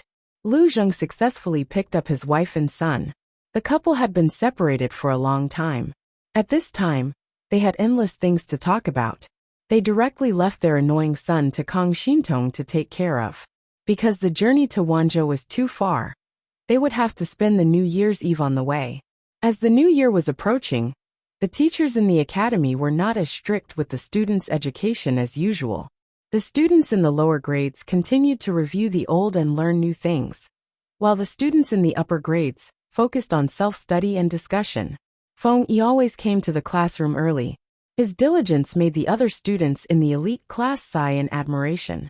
Feng Yi was so hard-working because he felt that he could not keep up with his classmates since he had been suspended from school with the army for 2 years. He needed to work harder. The other students did not want to be overshadowed by Feng Yi, so they put in more effort. For a while, the atmosphere of studiousness was set off in the class, which made the teachers feel gratified. Feng Yi's behavior made the unlucky Sun Lan suffer. The Golden Scale Academy required ordinary students to stay in the dormitory. They could only see their parents once a month in the reception pavilion and return home once every 6 months. The student dormitory was in the Golden Scale Academy. The boys lived in the south of the academy, while the girls lived in the north. They were not allowed to approach the dormitory of the opposite sex without permission. Ordinary students had the advantage of being close to their dormitory when they went to class. But special day students like Feng Yi had to wake up earlier because they lived outside the school. Feng Yi was always able to arrive an hour before the start of the morning reading period. One could imagine how early he got up. Sun Lan had also been suspended from school with the army. He would be compared to Feng Yi in all aspects. He could only laugh bitterly and risk his life to accompany Feng Yi. It's such a cold day. Can't you just laze in bed for a while? When Sun Lan arrived at the classroom, Feng Yi's table was lit by a candle. The area outside the candle was pitch black. The cold wind was blowing and whistling outside the window. Feng Yi was not afraid of ghosts. Feng Yi sat up straight. The morning is the best time of the day. He heard Sun Lan's footsteps approaching. Along with the rustling of clothes, he sat down on the mat beside him. It's too early. Chapter 1752. Every day. I'm under a seal called blanket. So what if I die of old age? The happiest way to die is to die from the heat in winter. You woke up so early. I have to risk my life to accompany you because of you. Look, I have dark circles under my eyes these days. Sun Lan yawned sleepily and tried to open her eyes. She couldn't help but complain to her friend. Yesterday, I met an acquaintance. He secretly asked me if I was too nymphomaniac. He even advised me to take it easy. No matter how young I am, I shouldn't be so tormented. God has mercy on me. I'm still a virgin. Even though I've been in the army for 2 years, learned a lot of dirty words, and seen a lot of shameless scenes, I still have self-control. Feng Yi smiled and said, just ignore them. Whether to ignore the busybodies who compared the two of them, or ignore the acquaintances who misunderstood Sun Lan's innocence, it depends on what the listener thinks. Sun Lan and Feng Yi had known each other for a few years, so she naturally understood. She muttered, gossip is a fearful thing. How can you be so free and easy? Sun Lan couldn't care less about what others said. He could only do his best to do his own thing. Looking at the dark sky outside, Sun Lan rubbed her hungry belly and took out a bun wrapped in a handkerchief from her sleeve. As soon as she opened it, a burst of steam and fragrance came out. Sun Lan took the thermos cup that contained thick meat soup from her waist. This thing was made by her lord. There were 4 layers in total. The innermost layer was made of porcelain. The second layer was made of copper. The third layer was also porcelain, and the fourth layer was made of bamboo to prevent falling. The inner layer could be tightened with a lid to prevent the soup from spilling out, and the outer layer had a bamboo cover. This thing had a thermal function, so it was quite convenient to use. You woke up so early. Have you eaten breakfast? Feng Yi turned a page and said, not yet. Sun Lan said, I have extra here. Do you want to eat some first? Feng Yi smiled. It's not good to eat too much breakfast. Changxing said that she would bring some for me. Sun Lan took a big bite of the bun. Her cheeks were stuffed. She was a little full before she swallowed. How could she not be full after being forced to eat dog food? Wrongly, I heard a rumor. Do you want to hear it? Feng Yi didn't eat, so Sun Lan drank the meat buns and a whole pot of broth. The warm meat buns and broth filled Sun Lan's stomach, and at the same time, made him feel a comfortable warmth spread from inside his body. It was very comfortable. What news? Sun Lan was not a gossipy person. The gossip that he was talking about was definitely not about the Dong or Li family. It was most likely serious news. I heard that the Jinlin Academy has undergone a major change, Sun Lan said. I don't know the details yet. Feng Yi frowned slightly. Was it related to the great changes in the Jinlin Academy? Why didn't he receive any news? Her father hadn't mentioned anything about it. So where did Sunlan hear this news from? Sunlan said, "Didn't I collect homework from my classmates and send it to the teachers a few days ago?" Master Yuanjing happened to be there too. He said something to the teachers and asked them to speed up the assessment of the students and teach more practical things. He said that something big would happen in the academy next year. When he went over, Master Yuanjing and the others were almost done talking. He only heard the end of it. No matter what the change was, as a student of the Jinlin Academy, this news was also related to them, so they had to pay attention. Sunlan said, "Grandpa isn't in Wanzhou, and I don't have any elders to talk to. I don't have any connections to ask for information." Feng Yi understood what Sunlan meant. He said, "After school today, I'll ask my father about it." Her father, Feng Zhen, was one of the Lord's important officials. If there was a major change in the Jinlin Academy, there was no reason that he didn't know anything. The two talked for a while. The sky outside gradually brightened, and students arrived at the classroom one after another. They greeted each other in twos and threes, took out their books, sat in their seats, and began their morning reading. The Jinlin Academy had a strict schedule. Regardless of spring, summer, autumn, or winter, the students always entered at the beginning of the day and left at the end of the day. During this period, there was more than an hour for the students to have lunch. In the afternoon, the students entered at the beginning of the day and left at the end of the day. Winter came and went, and there was no exception. The teachers arrived a little later than the students, but not too late. However, it was a little strange today. The morning reading was almost over, but the teacher on duty hadn't arrived yet. Gradually, a few students couldn't sit still. They wondered why the teacher was late and couldn't focus on their books. Could it be that teacher Nye is sick? The teacher who was teaching them was Master Yuanjing's son-in-law. His surname was Nye, his name was Sun, and his courtesy name was Chengyan. He used to be Huangsong's strategist. After Huangsong was defeated, Nye Sun was captured and surrendered. However, he gave up on being an official and turned to education. All these years, he had been helping his father-in-law, Master Yuanjing. After a few years, this extremely good-looking teacher Nye Sun had become the most handsome and popular teacher in the Jinlin Academy. In addition to Nye Sun, there was another popular teacher. That teacher was called Cheng Jing, and it was said that he was also Master Yuanjing's disciple.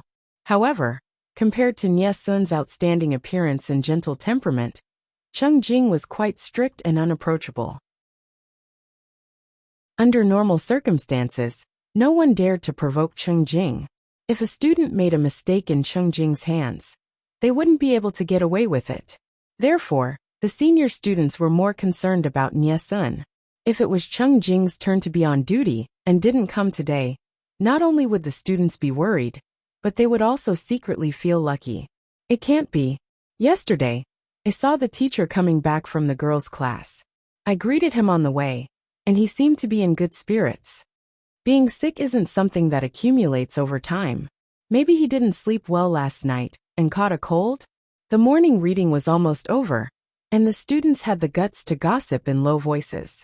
While they were talking, the students sitting by the window saw a familiar figure and quickly gestured for the students who were talking to shut up. When Nye Sun came over, the students who were whispering were already sitting upright and still, holding the books they had copied by themselves and muttering. No one dared to ask why Nye Sun was late. Nye Sun explained himself first. He wasn't late. He just went to the girls' class to inform them of something. Now it was his turn to teach Class A. When Nye Sun spoke, everyone tacitly stopped the morning reading. More than 50 pairs of eyes looked at Nye Sun. Nye Sun's voice wasn't loud, but the students in the classroom could hear him clearly. In order for all the students to hear what the teacher said clearly, the students' seats were arranged in a circle, with a total of 3 circles inside and outside. The teacher was teaching at the podium in the middle. Only some special classes would change the arrangement. What I'm going to say next will affect your future. You all need to listen carefully. When Nye Sun said this, the expressions of many students changed. They were very nervous, but Nye Sun didn't give them any time to digest. He said directly, After careful discussion by Duke Lanting and a few great scholars of the Academy, they all agreed that the Academy can no longer teach you anything more. What? Chapter 1753. Among you, more than 90% of you are the first batch of students accepted when the Academy was established. You have been studying for 12 years. Life is but 100 years, and you have already spent more than 10% of it in the Academy. Nyesun repeated what he had said several times. His eyes swept across the faces of the young people below, and his lips curled into a faint smile. In life, what we seek is nothing more than fame and fortune. You have studied hard for so many years, and it is finally time to show your ambition. Leave the Academy, there is a wider world. At this time, there was no concept of graduation. Even the aristocratic families couldn't provide more than 10 years of such high-quality and systematic education for their children. Basically, they had to learn as long as they lived. But the Golden Scale Academy was established by Jiang. In order to save teaching resources and reduce the teacher's burden, the senior students who had learned well should get lost. No, they should come out and work for her. Otherwise, what was the point of cultivating them for so many years? The senior students graduated from the Academy, and the first grade students took their place. In this way, the leeks could be harvested batch after batch, growing and multiplying endlessly. If the students wanted to further their studies, they could borrow other books from the Golden Scale Pavilion. The headmaster of the Academy could not teach them for a lifetime. This news was like a bolt from the blue to most of the students. They were used to studying in the Academy, and were not ready to leave. Nyesun told Jiang. Ji meant that graduation was not to drive the students out of the Academy, but to end this stage of study after they had completed their studies in the Academy and met the requirements. At the same time, graduation also meant that their years of study were recognized by the Academy and the famous scholars. They were qualified to use this as capital to promote themselves, and even be recruited by the Lanting Duke. When this news came out, the students' depression, worry, and confusion were swept away. They became high-spirited and excited. Conquer them. Enter officialdom. Didn't they study hard for so many years, just to change their original fate? These students were the first batch of students in the Golden Scale Academy. There were 100 male students and 100 female students, including Feng Yi and some other students who got into the class through connections. There were no more than 210 students in this batch. This batch of students were the orphans of fallen soldiers. To put it bluntly, they were common people. Common people were qualified to study for 12 years, and also qualified to be recruited. It was almost an opportunity to change 18 generations of ancestors. For a moment, all the students were eager to try. They were excited and thought that everyone would be conquered. Ji Yinshu had invested 12 years of manpower, resources, and financial resources. How could she waste them? In the end, Nyesun's next words sent them from the heaven of excitement into the world of confusion. Those who do not pass the graduation examination will either leave the Academy or stay back for a year and continue to participate in the examination with the students of the next level. Everyone, what? There's a test for graduation? Nyesun said. The graduation assessment is to test the results of your studies in the Academy these years.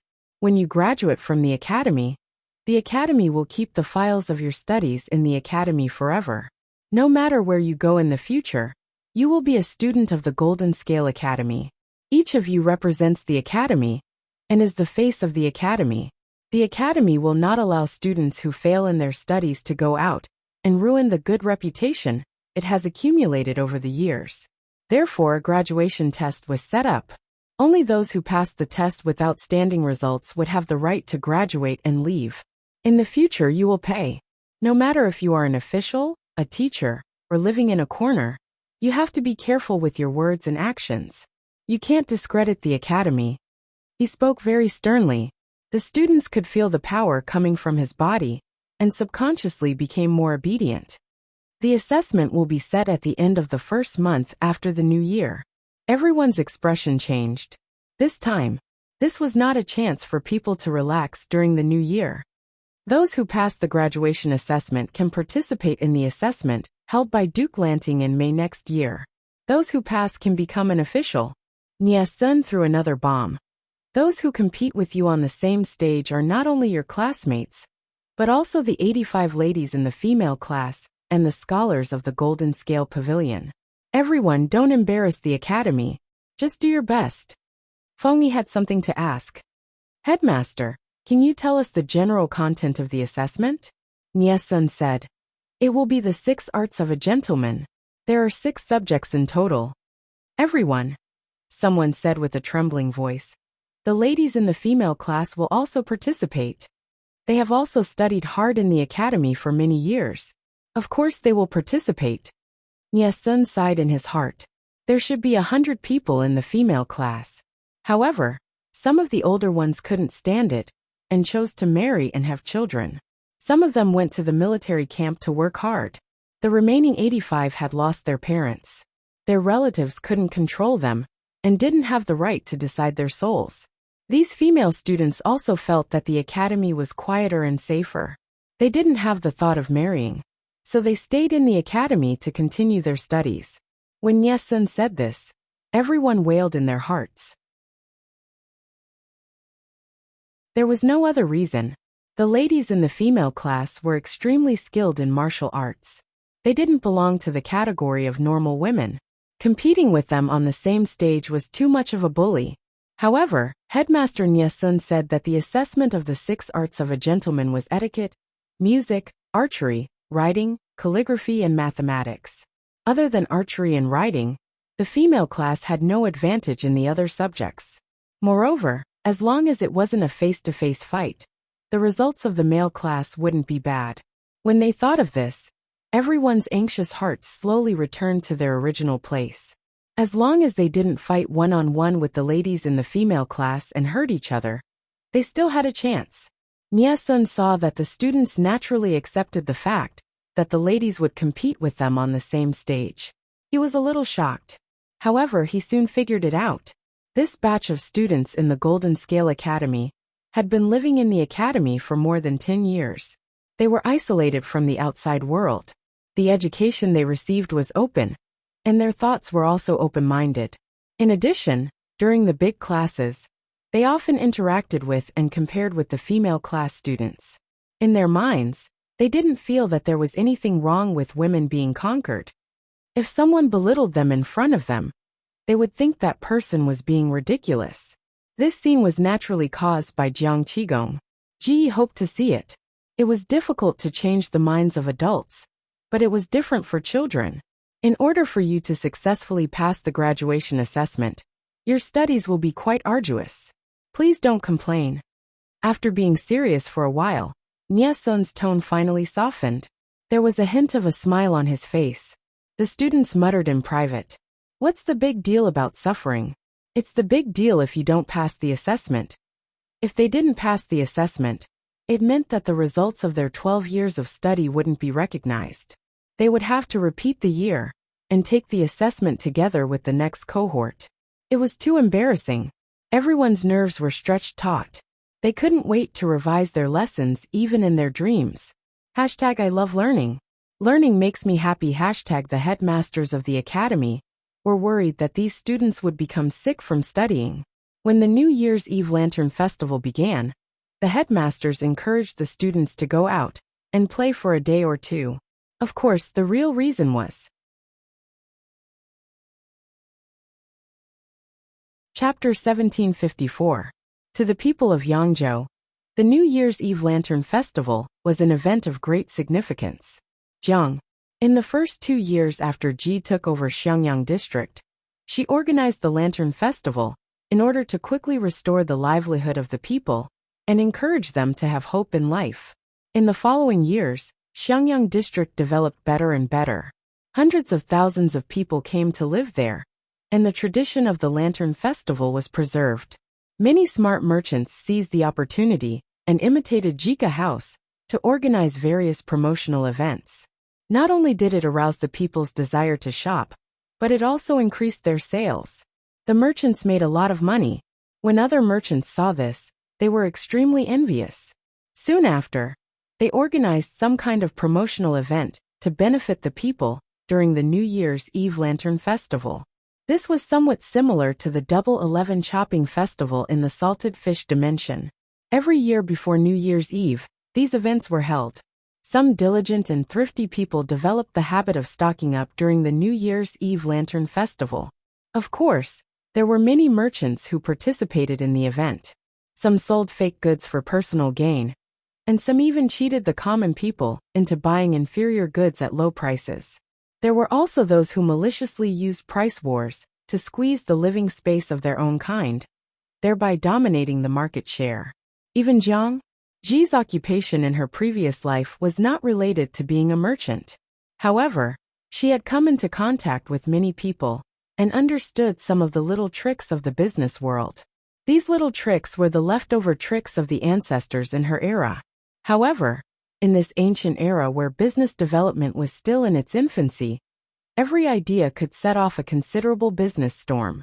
In other words, with the advanced business philosophy, even Jiang Ji did not want to be a vassal and fight for the world.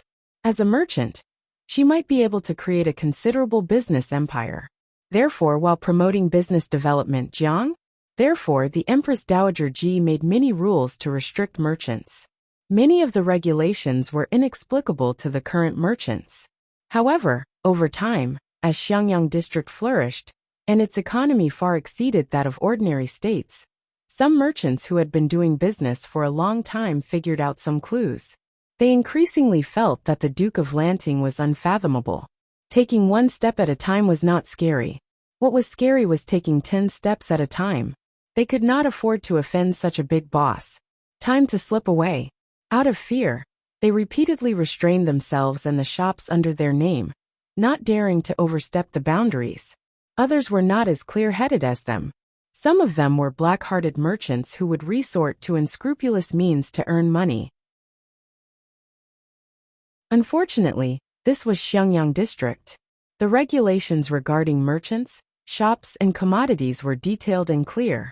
If one was caught, he would be sacrificed to the heavens. There was basically no hope for him to make a comeback. Once they crossed the line, not only would they face a heavy fine and a year in prison, but they would also be banished from Xiangyang City. Their businesses would no longer be able to do business in Xiangyang City. For merchants, it wasn't a big deal if they could use money to avert disaster. The punishment of being banished and unable to do business was severe. Against the merchants, Jiang Ji was not lenient when it came to collecting taxes. Of course, merchants could also think of ways to evade taxes, but once they were caught, they would not be able to bear the consequences. Even so, there were still countless businessmen who racked their brains to rent shops in Xiangyang City Market. There were many people and business opportunities in Elephant Sun City.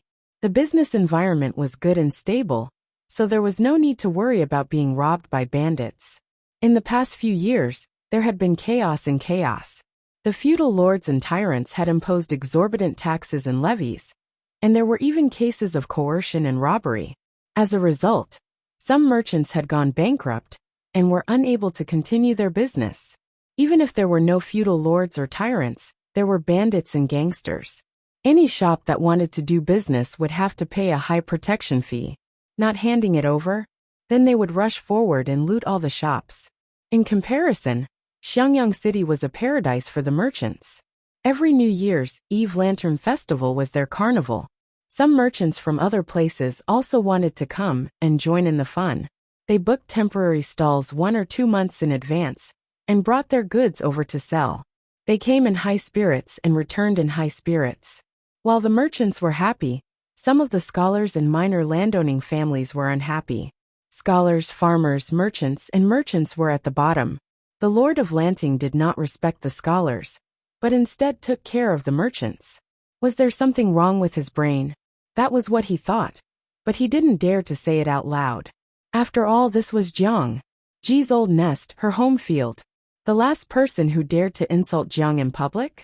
Those who badmouthed Ji were beaten up by her brainless fans on the way home.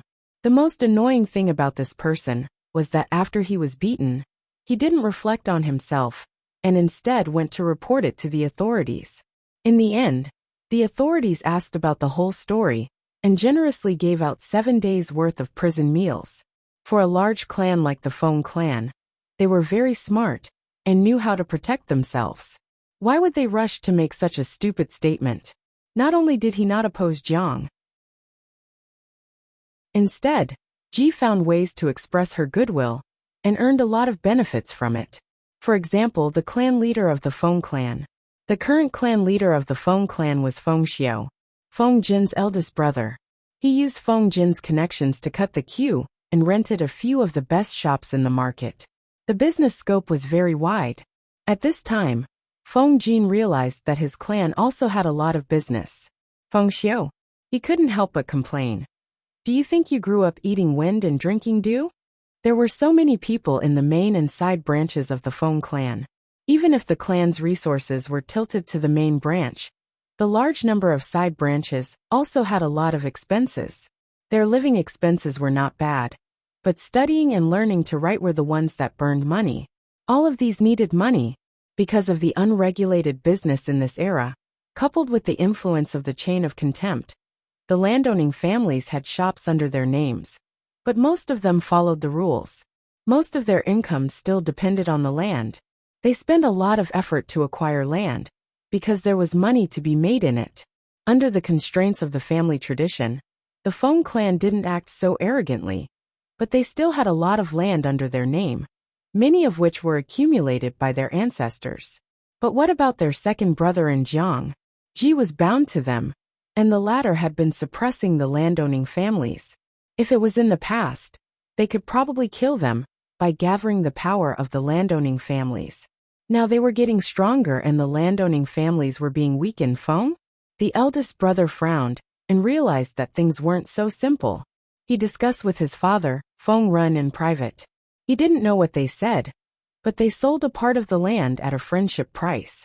This part of the land eventually went to Jiang. Ji's hands were full of fertile land. To return a plum with a peach, they relied on this favor.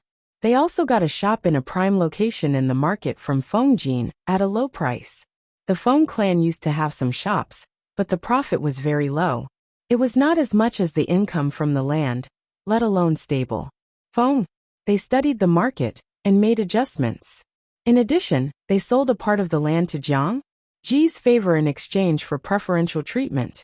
The business was booming, and in the end, they even opened their business to the counties around Xiangyang. The annual income was actually several times the dividends from the land. Well, this business was not a loss. Feng Jin was speechless. Since his eldest brother took over the position of the clan leader, he seemed to have opened the door to a strange world. Huaizhang, are you still not done? Madame's gentle voice came from outside the house. Feng. He responded, yes, I'm coming. Feng.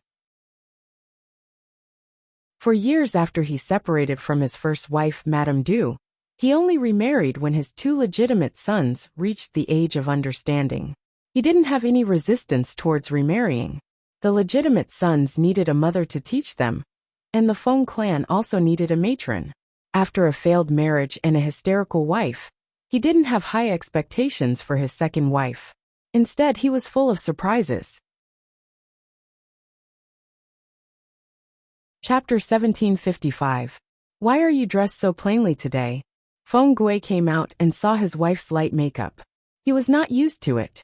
The culture in Elephant Sun City was very open. Women's makeup was bright and bright. In recent years, there had been great improvements in the dyeing of fabrics. Bright red and purple colors were no longer something that only wealthy families could afford. Walking on the street, the women's clothes were colorful. Among the shops under the Feng family, those that dealt with women and children were the most profitable. Feng Gui was not a pedantic person. Bright colors were the trend now. Naturally, he would not stop his wife from pursuing the trend. But ever since she married into the family, she had been cautious. Her jewelry, makeup, and clothes were all plain and old-fashioned. It was fine on a normal day, but it was bustling outside today. It was only right for her to dress up in a festive manner. Feng Gui sent his wife a lot of jewelry and makeup. Unfortunately, she only used them in her room and refused to see anyone. His wife smiled. It's not good to dress too brightly. I'm worried that people will gossip. Feng Gui replied. What's there to gossip about? His wife smiled and did not speak. Feng Gui frowned and remembered that he was married twice. So was his wife. Although Feng Gui was the leader of the Feng family, and the Feng family seemed to be in the right position in these troubled times, it was not a problem for them to maintain their former glory. However, he still had a pair of legitimate sons. Moreover, his wife did not die, but he had a peaceful divorce. His biological mother was still alive. With such conditions, even with the halo of his family background, he did not fare well in the marriage market of the aristocratic families. The aristocratic families disdained marrying their legitimate daughters. Even if Feng Gui was clean and had no concubines, and his personal conditions were not bad, his daughter would be the mother of his second child. In the future, when they had children, they would have 3 legitimate sons. If they did not inherit the family name, they would be at a disadvantage. Small families would like to have a piece of this pie, but the Feng matriarch had high standards. They could not match up to him. In the end, old Madame Feng's hair was about to turn white from worry. Just when Feng Gui said that he would continue to be single, he actually found a suitable candidate. This candidate was not bad either. His family background was noble. His father was a great scholar, and his mother was from a prominent family. At the age of 15, he was engaged to a scholar from an aristocratic family. That's right, Feng Gui knew this scholar. They had been friends since a long time ago. When the scholar got married, Feng Gui had even sent him a congratulatory gift. Unfortunately, this guy was a short-lived ghost. After getting married for less than a month, he wanted to have fun. When he went out for a horse race, he was thrown off his horse and trampled to death. He left behind his beautiful but childless wife as a widow. At that time, the 4 self-accomplishment classics for women was in vogue. She was forced to return to her parents' home because of rumors of her husband's curse. Feng Gui had even gone to the scholar's funeral to offer his condolences and lamented for a few days. He did not expect that after a few years, he would marry his wife. Smiley face. Angle. No matter what, Feng Gui really liked this madam, especially when he had his first wife as a comparison. What's there to be afraid of? Don't tell me they'll gossip in front of you. I'm afraid they don't know how to spell the word death, said Feng Gul. A few days ago, didn't your mansion purchase a new batch of winter clothes? I think that primrose color is not bad. I remember that you also made 2 new headwear. After all, she was the matriarch of the Feng family. Her wealth couldn't be summed up with the words, having a mine at home. How could she dress as shabbily as a small family? The madam looked at Feng Gui helplessly. In the end, she couldn't argue with him. She went back and changed her clothes. She also changed her makeup. It had to be said that the fresh colors and bright makeup had a great visual impact. Just by standing there, she was eye-catching. While Feng Gui waited for his wife, he played mahjong with his 2 sons. He couldn't help but blame Lanting Gong Jiangpingji. She had too many playthings. Speaking of which, wasn't she fighting a war outside? How did she have the time to do these things? Perhaps Feng Gui's wife had been a widow for too long. She couldn't get used to such bright colors, especially when people were looking at her. However, when she saw that the women on the streets were dressed more brightly than her nervousness gradually dissipated.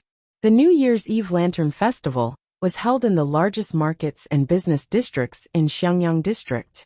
Every year, red lanterns would be hung high in front of every house. The street lights were bright, and people were weaving in and out. Other than the usual activities, such as guessing lantern riddles and drawing colorful lanterns, there were also a variety of new entertainment activities. For example, the official theatrical troupe would put on a stage to perform on that day. Basically, they were all popular and festive plays. One could watch them with a cheap ticket. Of course, the Lantern Festival also included eating and drinking. Under the leadership of Jiang Pingji, the unreliable feudal lord, Xiangyang District was very enthusiastic about the development of delicacies. Although there were some dark dishes, most of them were delicious. They were easy and quick to prepare, and were very suitable for roadside stalls. How attractive would the New Year's Eve Lantern Festival be? Along the way, Feng Gui saw many familiar faces. These people were the ones who criticized Jiang Pingji the most. Yesterday, one of them even criticized Jiang Pingji for placing too much emphasis on merchants and putting the cart before the horse. However, although their mouths weren't honest, their bodies were quite honest. Feng Gui greeted the other party from a distance. The other party smiled awkwardly but politely. Even the gentry would come out to join in the fun, not to mention the other commoners. Feng Gui wouldn't imitate the commoners and eat while walking, but he still bought some and found a nearby private room to slowly enjoy his meal. Uncle, Auntie. Feng Gui had just entered the inn with his wife and servants when he heard Changxing's call. Turning his head to look, he saw his second brother, Fengyi, standing beside Changxing. There were also a few other youths who looked either familiar or unfamiliar. Based on their temperament, most likely they weren't commoners. They were probably classmates who were on good terms with the academy. Changxing whispered something to the others and brought Fengyi forward to greet them. Why don't I see my two cousins? Feng Gui replied. They're getting old. How can they still be restrained? They accepted a friend's invitation to go out and have fun. Although his two sons had been led astray by his first wife, Feng Gui brought them up personally and then threw them into the Golden Scale Academy to train them. In the end, he managed to turn them around. The trauma of their childhood didn't seem to have left any lasting effects on them. Now that they stood out, they were the standard descendants of the Feng family. Feng Gui also heard that his two sons had stayed up all night fighting for the Golden Scale Academy's graduation examination. He felt very gratified. Striking a balance between work and rest was the right way. They had studied too hard recently. Taking advantage of the festival, they should go out and meet their friends and relax a little. Of course, the real reason wasn't known to outsiders. Feng Gui felt that his wife was still young. If he brought his sons out, he was afraid that others would misunderstand as a father bringing his son and daughter-in-law smiley face. Angle, I heard from Brother Rongli that my two cousins have been very tired recently. Uncle should talk to them and tell them not to push themselves too hard. Feng Gui's two sons' talents could only be considered average. They were also the oldest in their cohort, so naturally, they were under a lot of pressure. If they were to be held back, where would the Feng family's reputation go? Feng Gui nodded in agreement. The Feng family had always been like this. When they were young, they held on tightly. When they grew up, they basically didn't care.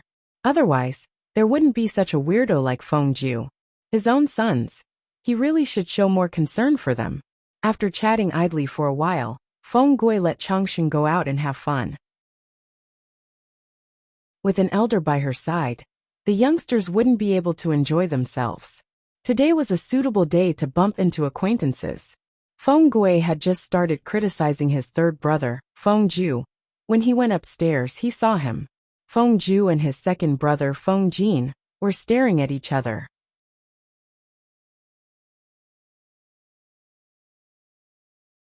Chapter 1756. Feng Gui's words were not an exaggeration. Feng Ju seemed to have been avoiding his two elder brothers for the past few years. As long as it was an occasion where Feng Gui and Feng Jin were present, this fellow would never appear. There were some situations where he really couldn't avoid them, so he simply used the excuse of visiting friends and relatives, or simply claimed to be ill and stayed at home. Feng Gui felt that it was pointless. What was the point of the three brothers quarreling like this? Feng Jin thought so too. Was there any obstacle between brothers that could not be overcome? Besides, it was a chaotic world now. It was already not easy for the three of them to survive. Look at the other brothers. They were basically separated by life and death. He had even crossed the threshold of life and death. Was there any contradiction in this world that was more difficult to cross than the difference between life and death? Look at Sir Cheng's two sons. The eldest son, Cheng Sun, hung himself on the crooked tree that was Su Bei. When Su Bei was defeated, he committed suicide to follow him. Looking at Wei Si's elder brother, Wei Dan, it was said that he treated Wei Si like a brother and a father. Their brotherly relationship was deep, but in the end, he also chose to commit suicide after being defeated. The two brothers, Meng Hung and Ye Sun, were still alive. However, they had fought against each other and plotted against each other to kill each other. After witnessing so many parting of life and death, what knot in his heart could not be untied? Humph. At the end of the day, it was all Huang Song's fault. Back then, Huang Song had abducted Feng Ju right in front of Huang Song. This delay had lasted for more than 10 years. At the thought of this, Feng Jin's hatred for Huang Song deepened. Unfortunately, Huang Song had signed an oath of alliance with Jiang Pingji, which was equivalent to a protective talisman. Feng Jin could not touch him. Feng Ju was still watching from the side. If Feng Jin really made a move, it would be even worse. At the end of the day, Feng Jin had suffered quite a bit, because he was afraid of harming the innocent. When Feng Gui came up, Feng Jin and Feng Ju, who had been staring at each other, felt increasingly uncomfortable. It was as if they had not expected to meet under such circumstances. Fortunately, they were still rational. They maintained an awkward but polite smile, and stiffly bowed to their elder brother and sister-in-law. Feng Gui coughed lightly. His voice sounded unnatural. Everyone's here today. Indeed, they hadn't even gathered for the new year a few years ago. Feng Gui had thought that they would never see each other again. Did you come out together? Or did you just happen to bump into each other? Why didn't you bring someone along? What's the point of being alone on such a lively day? The Lunar New Year's Eve Lantern Festival was supposed to be spent with family. If these two left their wives and children at home, and went out to enjoy themselves, it would be too much of a jerk. Hee. If it weren't for the Feng family's background and the genetic buff, with their EQ, they would have been alone forever. Feng Gui chose a mat and sat down. Feng Jin said, Jing Xian has an appointment with sister-in-law. Jin doesn't like crowds, so I'll wait here. Feng Ju nodded in agreement, but his expression was a little stiff. I see. Feng Gui nodded his head. It looked like his two younger brothers weren't hopeless after all. I heard that younger sister-in-law is busy with government affairs, and it's rare for her to have a chance to relax. Third sister-in-law, since you're shopping with her, you must enjoy yourself to the fullest. After all, we're family. We can't distance ourselves from each other. These words were not only directed at Wei Jingxian's sisters-in-law, but also hinted at his two younger brothers to end their childish conflict. Speaking of which, it was strange. The three brothers of the Feng clan usually didn't see each other, but the wives of the three were close friends. However, Wei Jingxian was currently working for the government and didn't have much free time. Instead, it was Feng Gui's wife who was closer to Feng Ju's wife. As soon as Feng Ju finished speaking, the other two brothers agreed awkwardly. Initially, it was Feng Jin and Feng Ju staring at each other. Now it was the three brothers staring at each other.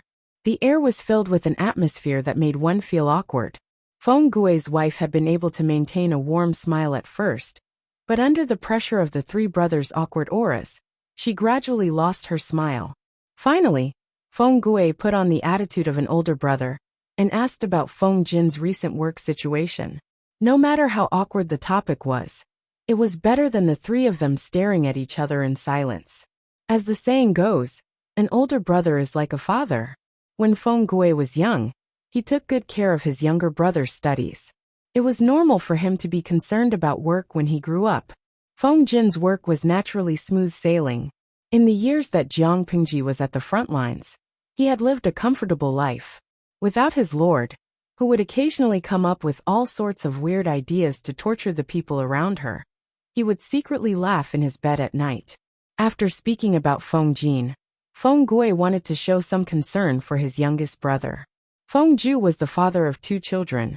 Even if it was for the sake of his wife and children, he should reconsider his life. Admittedly, Feng Ju wouldn't starve to death even if he stayed at home. After all, he was still a direct descendant of the Feng family. As his eldest brother, Feng Gui would provide for his family. Even if Feng Gui was unwilling to provide for them, Feng Ju was also a rich man. His private treasury was very rich. It wouldn't be a problem for him to eat and drink until he died. However, Feng Ju was the father of two children. Did he really want to set such a decadent image and role model for his children? Feng Ju was still a dead pig that didn't fear boiling water. His eldest brother's words went in one ear and came out the other.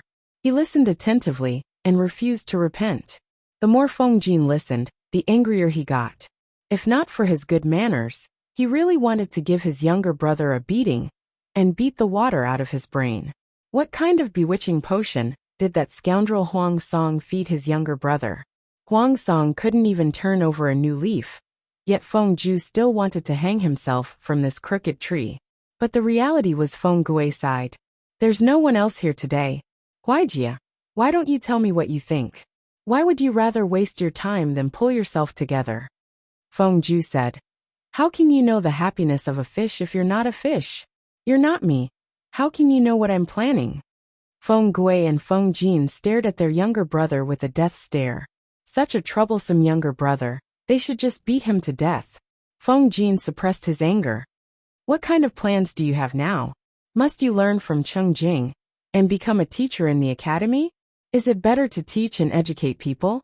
Although Cheng Jing was also unwilling to become an official, he was unwilling to do so for himself and his fellow disciples from the same sect as Langjia. He wasn't wasting his time teaching in the academy either. Every day, he was enriching himself with learning. On the other hand, what about Feng Ju? Feng Jin hoped that his younger brother would go and teach as well. But on second thought, his children would also be studying in the academy in the future. If they really let Feng Ju, this traitorous scammer, teach them, that would really be misleading their children. Feng Jin was a kind and honest person. He couldn't bring up such an unkind suggestion. In the face of his two older brothers' threat of, if you don't tell us the truth, we'll gang up on you and beat you up, Feng Ju finally compromised a little. His eyes darkened and he let out a sigh. One look, and it was obvious that this was the prelude to a long speech. There are some things that you don't know. It's not that I don't like Lu Shi. I'm just a little confused. What confused? Feng Jin wasn't going to listen to his youngest brother's nonsense. This fellow spent his days eating, drinking, and having fun. He followed Huang Song everywhere. Was there any place in the entire Xiangyang district that they hadn't wandered? Not to mention Xiangyang district, they had wandered the entire Wanzhou. Feng Jin had never seen such an impudent, defeated feudal lord. Confused, he thought that Feng Ju was feigning ignorance. I'm thinking, is this person Lu Shi or someone else? Feng Jin and Feng Gui were prepared to answer their younger brother's doubts. They didn't expect to hear this. That's it. That's it. Feng Ju spread his hands and said, That's it. That's it. Feng Jin was speechless.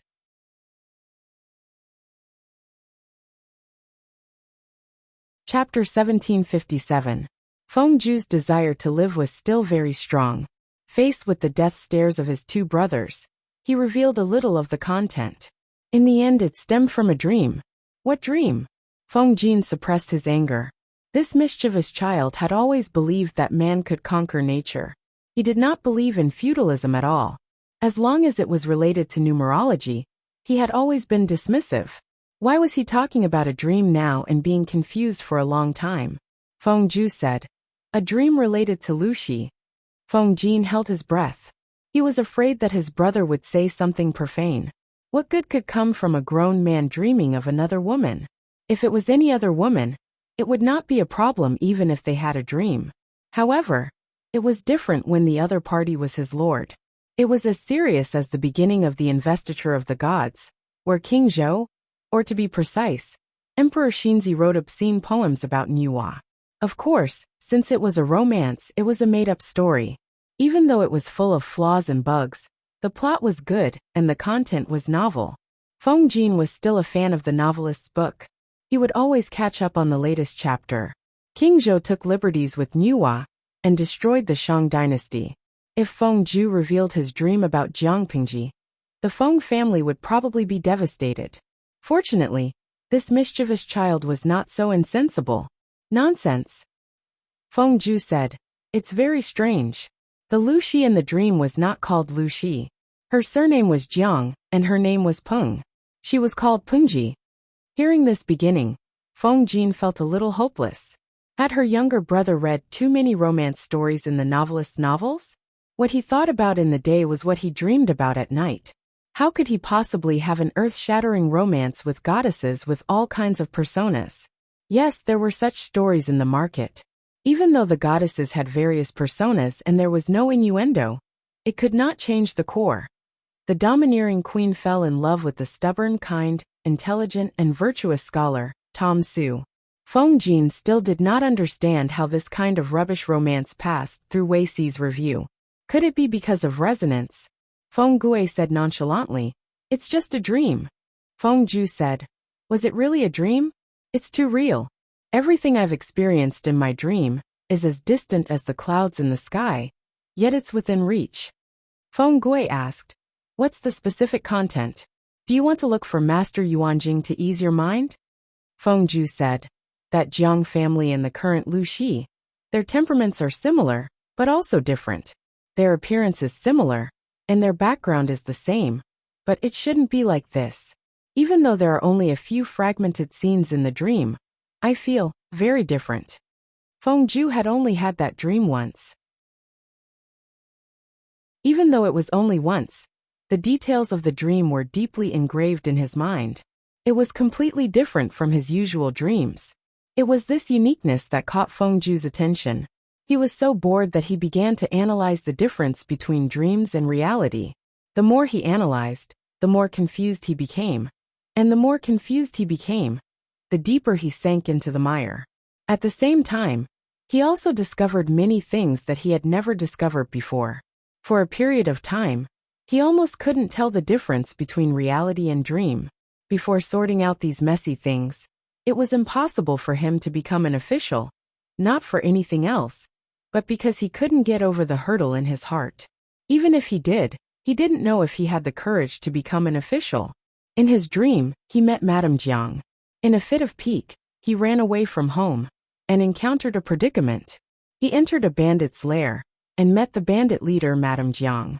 In his dream, Madame Jiang was a bandit, and she had the air of a bandit. She often killed people with a sneer. In order to save his life, Feng Ju could only change his name to Feng San and become her incompetent advisor for a few months. Smiley face, angle, in the dream. He was quite rational at first. Later, he didn't know what was wrong with him. After drinking a few bottles of wine, he heard that the other party was going to do something big and overturn the universe.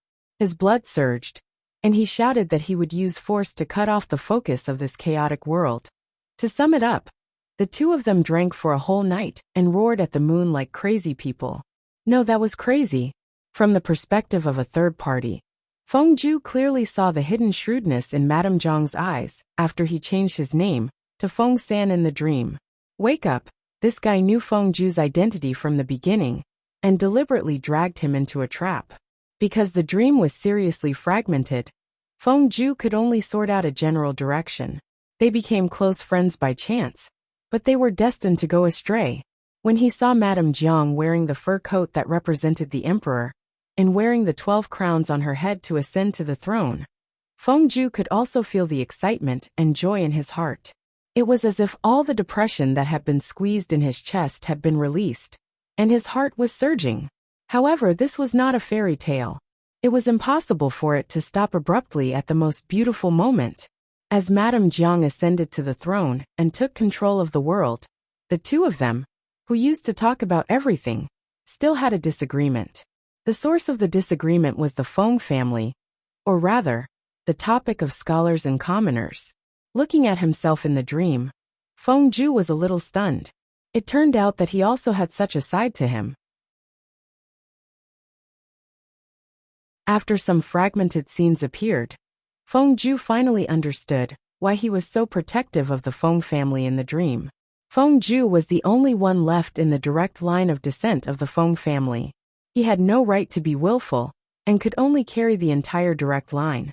For the interests of the Feng family, he argued with the emperor, and did things that he once thought he would never do.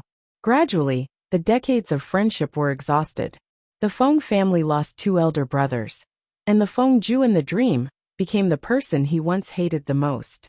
It was hard to say whether the emperor had let down the Feng Ju in the dream, or Feng Ju had gone against the original intentions of the two of them. According to the dream, the cause of the death of the 2 elder brothers seemed to be indirectly related to the emperor and himself. Well, it was probably when they were vying for the throne. This was also the reason why Feng Ju was unwilling to face his two elder brothers all these years. One was enough to make him feel guilty, but two was simply a critical hit. Feng Jin could not help but complain. You took the dream seriously. Feng Ju said uncertainly. The dream is too real. Maybe there really is a past life, this life, and karma? According to the fragmented dream, the Jiang family and Lu Shi had a common characteristic. They were not outstanding before the age of 12, but after the age of 12, they amazed the world with a single brilliant feat. Each of them was more troublesome than the other. The Lu Shi he knew was still okay, but the Jiang family in the dream was really out of line. She became a bandit and rose to the throne. She even shot her biological father at the city gate. Yet, such a rebellious character, sigh. It seemed to be more in line with the brat Feng Ju's taste. Cough cough, this was not the point. The point was that Feng Ju asked the master if there was a possibility of possession. In the end, the master rolled his eyes at him, pointed to the sky and said, "A noble son has fallen from heaven. Mortals do not speak of heaven's secrets. Be careful not to get yourself into trouble." That meant it was possible. However, there was no proof. Feng Ju could only keep this secret and let it rot. Possession by demons and ghosts was called mischief. But how could it be called possession by a noble son sent by heaven? It was King Destiny. Feng Ju vaguely mentioned the relationship between himself and the Jiang family in the dream. Feng Jin gave him a look. If it was really a past life, wouldn't Feng Ju be in a hurry to become an official? What are you blabbering about? The two of them continued their predestined relationship. What a good plot in a novel.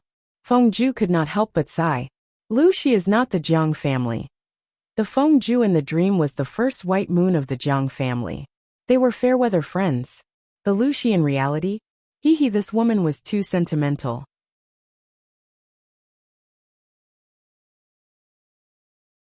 Chapter 1758. What do you mean by Lu Shi is not part of the Jiang family? Feng Gui had the illusion that he was going bald from worry. His brother's illness seemed to have worsened. He went straight to the point and asked, "Huaijie, tell me, what exactly do you think of the Duke of Lanting?" Feng Ju himself could not explain it clearly. Rationally, he was more inclined towards Huang Song. Even if Huang Song had already been defeated and lost his lofty ambitions, he and Feng Ju had been friends for more than 10 years, and they still maintain contact even now. On the other hand, Feng Ju was not familiar with the current Duke of Lanting Lu Shi, let alone his position in Feng Ju's heart. However, when he recalled that frighteningly realistic dream, the usually decisive Feng Ju became uncertain again. The Feng Ju in the dream had initially given his all for the Jiang family. That dedication was even greater than what he felt for the current Huang Song. A ridiculous dream could actually have such a huge impact on Feng Ju. The Duke of Lanting is naturally good. If he ascends to the throne in the future, he will definitely create an unprecedented prosperous dynasty. As Feng Ju said this, fragmented scenes from the dream surfaced in his mind. The dynasty under the rule of the Jiang family was indeed very prosperous. The current Duke of Lanting Lu Shi would naturally be able to achieve that. However, there are some things that I can't explain clearly. Isn't it not bad now? When Feng Gui heard this, he really wanted to open a hole in his brother's head and open it up to see what kind of trash was inside. What did he mean by "isn't it bad now"? What the hell? How is it not bad? Did he mean that he would stay at home all day and live off his parents and family? The Feng family had used a lot of resources to nurture him. They didn't expect him to be extremely powerful. But he couldn't just stay at home and live off his parents, right? Oh, old Master Feng Run had even retired. Currently, Feng Ju was living off his eldest brother Feng Gui. When Feng Gui thought about how he had to take care of his youngest brother's family, while he was busy with family affairs, he felt terrible. It would be very embarrassing if word got out. The third son of the Feng family had been known as a child prodigy since he was young. But after he grew up, he became mediocre. Did Feng Ju want to become a classic example of what people said? Growing up is not necessarily good. Since it's so good, why are you still? Don't tell me you still think that Huang Bogeo can make a comeback? Feng Jin's eyes were sharp. It was as if Feng Ju dared to nod, He would chop Huang Song with a knife and let his corpse lie on the street. As an introverted brother complex, Feng Jin had never liked Huang Song back then. Even if Huang Song tried to please him, he would not budge. Now he hated Huang Song even more. Feng Ju was shocked and hurriedly said, "Elder brother, what are you talking about? If these words reach the ears of the Duke of Lanting, Bogeo will be in trouble." Huang Song had already given up. If Jiang Pingji became suspicious because of Feng Jin's words, that would be a tragedy. Feng Jin frowned and looked at his youngest brother with a pained expression. "You are a beautiful woman, yet you follow a thief. Huang Song was a scumbag, okay?" Feng Ju did not know that his second brother was imagining so many things, so he had no choice but to lie. "Now is not the time. Look, this excuse is exactly the same as the one Qing Jing used back then." Feng Jin asked, "When is the time?" Feng Ju was quick-witted and immediately thought of a way to cover up the lie. With a solemn expression, he said, "I was unwilling to become an official in the past because of my old friendship with Bogeo. Moreover, I did not have much contact with the Duke of Lanting, so I planned to wait and see. Now I am still unwilling, because I am worried about something." Both of his brothers had brother complex filters. They did not see that Feng Ju was prevaricating. Instead, they asked him with a serious face, "What are you worried about?" Feng Ju said, "You are highly regarded by the Duke of Lanting, and you have a youthful friendship." Feng Jin interrupted him. "If it is because of this, you don't have to worry. Will you and I care about this?" He thought that Feng Ju said this because he was worried that the two brothers would have a conflict in the future. They were of the same clan and had deep feelings for each other. They should support each other instead of opposing each other. "That is not what I mean.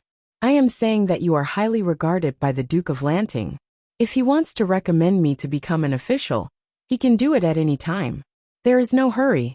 Feng Ju shook his head and denied Feng Jin's words.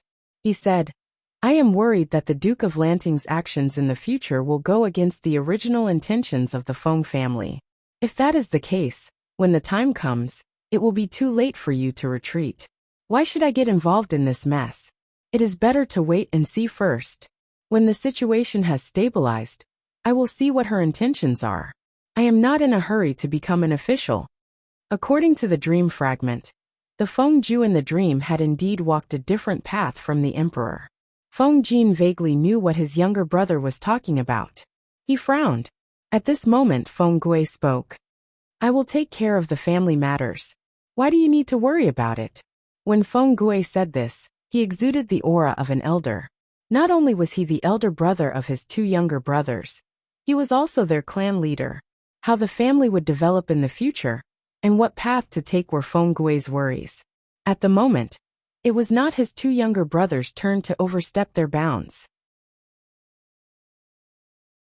Feng Gui was afraid that if he spoke too harshly, his two younger brothers would misunderstand and become distant from him. He added, "As long as I am around, the Feng family will not make things difficult for you. Unless there was an irreconcilable conflict between the survival of the family and his two younger brothers, Feng Gui would always support his younger brothers in their endeavors. He was the elder brother, the clan leader, and most importantly their backing." When Feng Ju heard these words, a warm current flowed through his heart. It was as if this promise had transcended the barriers of time and space, and was as precious as crossing mountains and rivers. He could not help but think of Feng Ju in his dream. That white-haired Feng Ju had sighed more than once. If his two elder brothers were still alive, they would not have reached this stage.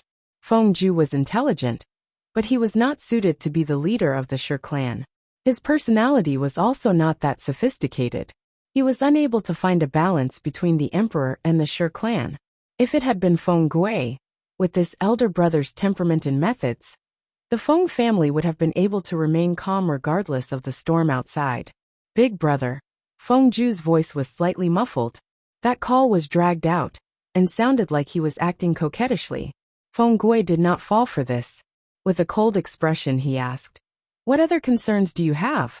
Tell me all at once." Feng Ju. "Wait a minute, now is not the time to be touched. The last one is a little hard to say. It's not convenient to elaborate. Feng Ju revealed a rare look of embarrassment. Feng Gui and Feng Ju's alarm went off. Wait a minute. What the hell was this look of a young man in love? Feng Jin's mind immediately imagined the scene of his younger brother being pressed onto the ground and ravaged by Wei Xiai, while his lord cheered him on from the side. Hence Feng Jin said very sternly, Huaijie, no matter how willful you are, there is a limit. You have a family. You must not do anything that will ruin the family's reputation. Was he courting death? He had a wife, a son and a daughter, yet he dared to cheat on his lord mentally. Did he think of his lord as a lowly person? If Feng Ju dared to have such thoughts, Wei Xiai did not have to do anything. Feng Jin would first beat his younger brother to death and bury him on the spot, so that his mother could give birth to another one. Feng Ju.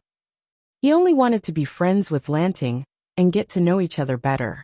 How was that ruining the family's reputation?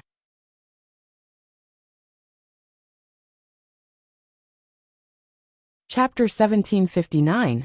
After making such an embarrassing mistake, Feng Ju's strong desire to live came into play.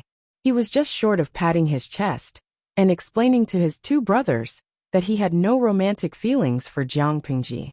Not to mention him, even Feng Ju in the dream only regarded the Jiang clan as a monarch and close friend, okay?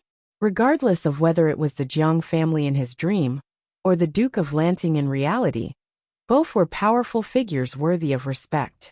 He only admired and yearned for powerful figures. He would never blaspheme them with the narrow-minded feelings of a man and a woman. Even if the dream was very fragmented, Feng Ju could feel that in the dream, he regarded the Jiang family as his only close friend and deity. He could not wait to worship them. So how could he have the delusion of being an ordinary person? No man in this world would have the guts to be lovey-dovey with her and have children with her, okay? Feng Ju was so sure that he managed to calm his two brothers down. If there's a chance in the future, I'll recommend you to the Lord. Don't let me down. It's rare for us to gather together today, and it's so lively outside. Let's not talk about these serious matters. Seeing that Feng Ju's expression did not look too good, Feng Gui took the opportunity to change the topic. Huayu, just now I saw Changsheng and the kid from Feng Zisher's family downstairs. Do you know about it? Her brother was an introverted and dull sibling complex. At the same time, he was also a misogynist. Changsheng was raised in Feng Jin's arms. He didn't get close to his legitimate son. In the blink of an eye, so many years had passed, and the child was about to get married. This time, it was Feng Jin's turn to scowl. He said, a grown girl can't be kept at home. She's already engaged, so let them do as they please. Feng Go smiled and said, although Feng Zisher isn't much, his only son is excellent. His family background was a little poor, but he treated Changsheng well, and the elders had nothing to say. In the Feng clan, other than the Feng clan, which had high requirements for family background, the other branches had even higher requirements for character, appearance, talent, and knowledge. Feng Jin seemed to have thought of something, and his lips curled into a smile. That's true, Feng Ju said. Perhaps Big Brother doesn't know this, but the children of Feng Zisher's family are indeed interesting, and quite to my liking. Feng Gui was speechless. It would have been fine if his youngest brother hadn't mentioned it, but the moment he did, he was stunned. How could Feng Yi be a gentleman if the brat Feng Ju said something to his liking? Feng Ju added, just now that child made a promise to Changsheng. If Feng Zisher knew about it, he would probably go crazy from anger. Feng Gui asked, what promise? Feng Ju said, I don't know what Changsheng said to his friend, but the kid from the Feng family said that when the two of them have children in the future, the boy will take his father's surname, and the girl will take her mother's surname. Nowadays, other than women's families or those who marry into the family, no one else would let their children take their mother's surname. Although it was said that the daughter had to follow her mother's surname, outsiders would still gossip and say that Feng Yi had married into the family of someone of a higher status. Feng Jin said, a few kids who don't know their place. Although the current atmosphere was more open, and there was nothing wrong with a man and a woman getting along with each other, the two of them were shameless enough to talk about this before they were even married. I don't know where Changsheng heard about double households. She told Rongli that she wanted to have her own household after she got married. Later, she said that it was meaningless to be the head of a single household. So Rongli promised his daughter to follow her mother's surname. Most importantly, he had not married his daughter off yet.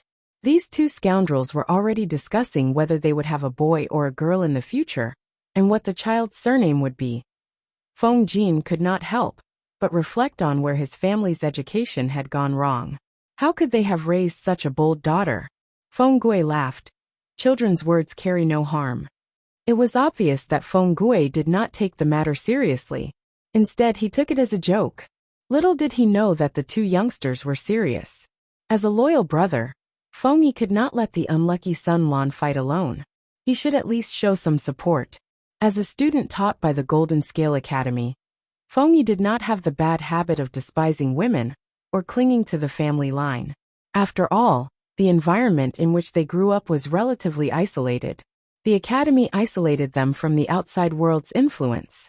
Whatever the Golden Scale Academy taught them, they learned it. Coincidentally, Changxing was joking with him, so he agreed to it. However, some ugly things had to be said first.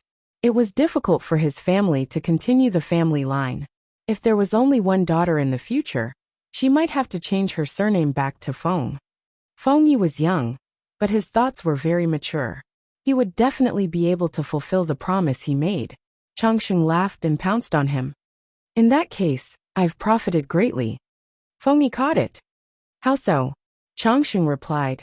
I had good taste when I was young. I picked a good man that was 1 in a million. Young aristocratic girls of the same age were married off blindly by their parents. But she was very lucky. Other than the 2 years when Feng Yi left to follow the army, she could see him every day. If they had not settled on this earlier, who knew how popular Feng Yi would be now? Feng Yi also said, in that case, I should be the luckiest. When the two youngsters had enough of being clingy, Feng Yi received her father's black face. You unfilial son. Feng Zhen's face was as black as a sheet. Halfway through he met Feng Jin. When he heard that his son had promised his granddaughter to someone else, he felt a pain in the ass. Feng Yi jumped to avoid her father's attack. Father, why are you so angry? Feng Zhen asked if what Feng Jin said was true. Feng Yi nodded without hesitation. Feng Zhen gritted his teeth and said, You're really promising. Feng Yi did not reply. Feng Zhen continued. Aren't you afraid that someone will criticize you in the future and say that you married into the family? Their mouths are on their faces. How can a son control them? Feng Yi said, unless father doesn't agree. No one knew that as the future imperial censor, Feng Yi would be lucky if he did not find people to criticize. Who would dare to criticize him in private? Feng Zhen was furious. He was not a pedantic person. If he had a grandson, it would not be unacceptable for his granddaughter to take her mother's surname. After all, the Feng family was a large family. If she took the surname Feng, her future marriage background would be more powerful. The problem was, what if I only have one daughter? Feng Zhen's health was not good, and Feng Yi was born weak and sickly. It was hard to say whether it would be difficult to have children. Feng Yi smiled and said, Changxing is not unreasonable. If I only have one daughter, I will change my surname back. Feng Zhen. What were the brains of the youngsters these days thinking? Feng Yi continued. If father is really worried about the family line in 100 years, why not have another child with mother while you're still young? Feng Zhen's face darkened. He wanted to punch his own son. How could he tease his father's son like this? How could he have children so easily? How could Feng Yi be the only child? Just as the father and son were stabbing each other's hearts, hurried footsteps came from outside the room. It was Wan Xiaoer's maid. Master Langjun, it's bad. Madam has fainted. Not only that, they also found some brown on Wan Xiaoer's lower body. But according to the time, it was not yet time for her monthly cycle. What? The father and son did not care about anything else. They hurriedly called the doctor over. The doctor's expression was solemn. After feeling the pulse for a long time, he shook his head and changed to another method. Feng Zhen and his son were frightened. After a long time, Feng Zhen was so anxious that he was sweating. The doctor withdrew his hand and asked the maid about Wan Xiaoer's period. After a long time,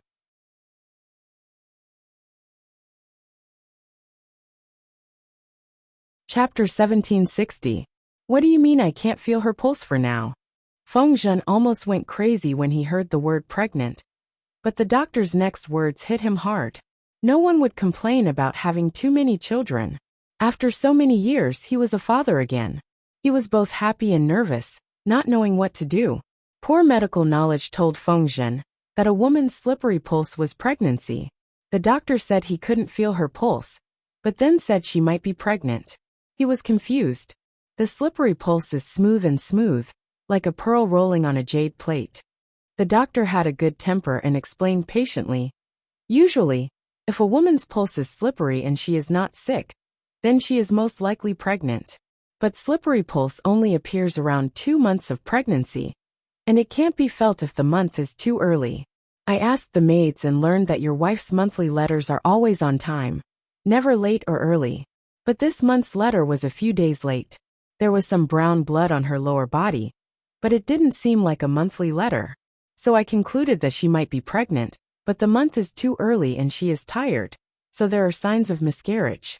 To be safe, you should rest in bed for the next few days and drink something to protect the fetus. After a few days, we'll see if your wife's letter comes.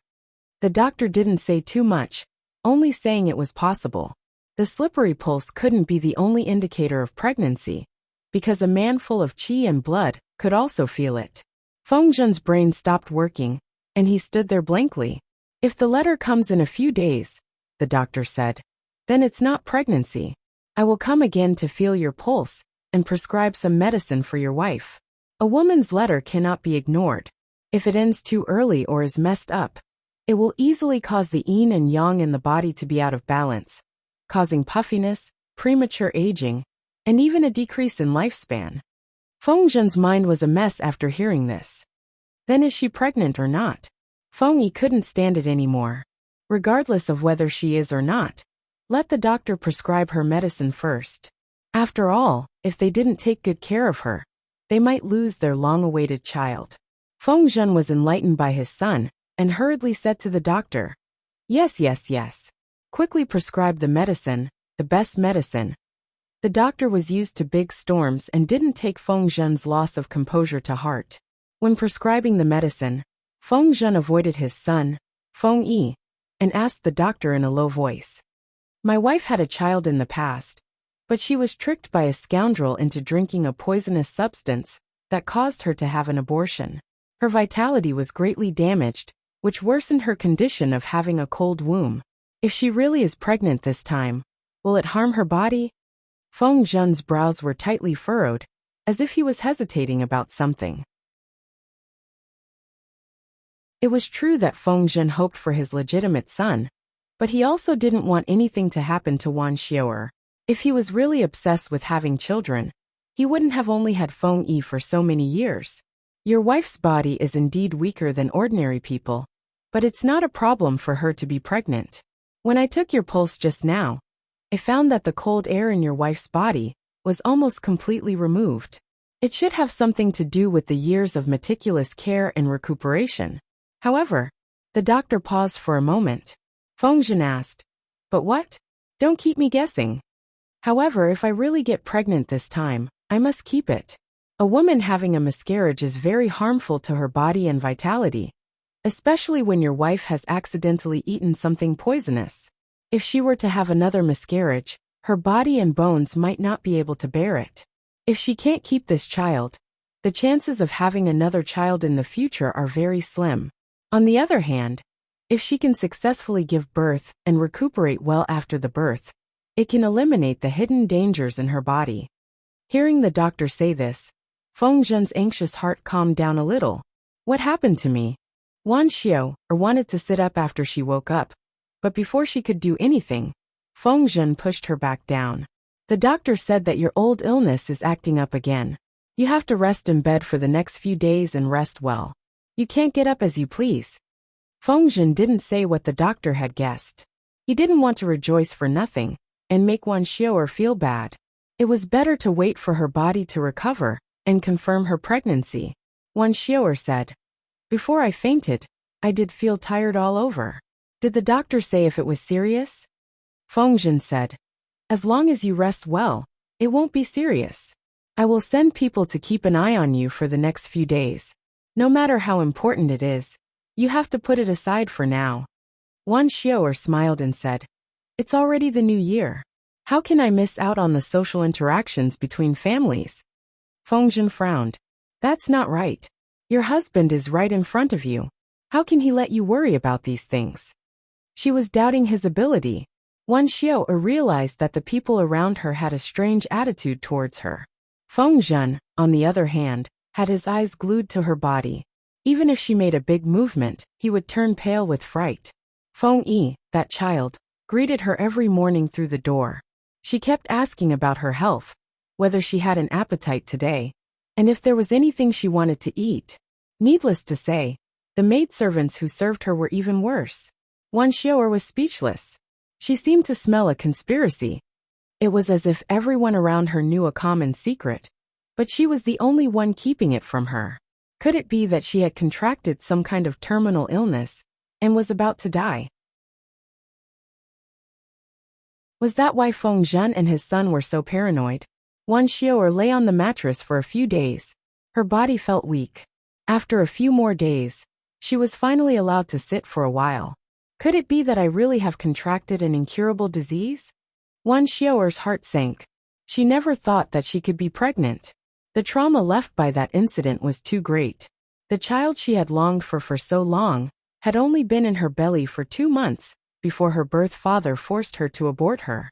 The doctor told her that it would be difficult for her to have another child in this lifetime. Wan Xiao'er tried to nurse her body and tried to give Fengzhen one, but nothing happened. After the new year, Feng Yi didn't stay at home anymore. She moved to the dormitory in the Golden Scale Academy. Fengzhen didn't agree. The dormitory in the academy was good for ordinary people, but it couldn't compare to home. Feng Yi smiled and said, Son, you have to focus on preparing for the graduation exams. Even if you don't get first place, you have to be in the top 3. That's a double blessing. What double blessing? Of course. It meant that he did well in the exams, and his mother's pregnancy was stable. Father, I'll leave mother in your care. Feng Yi was worried. Her father was very attentive to work, but he was careless when it came to family and personal life. When Fengzhen heard this, he said, A real man must keep his word. If he doesn't do well, he should repent in front of his ancestors. In the past, he only had one precious child. He couldn't hit, punish, or scold him. Now that he had a new successor, he could do whatever he wanted. Before the first month passed, the doctor came again. Fengzhen's muscles were tense, and his forehead was covered in sweat. How is it? The doctor cupped his fists and congratulated. Congratulations, sir. Your wife is already 2 months pregnant. Her pulse is strong and her pregnancy is stable. Fengzhen was mentally prepared, but he was still overjoyed. Wan Xiao'er was dumbfounded. What? She's pregnant.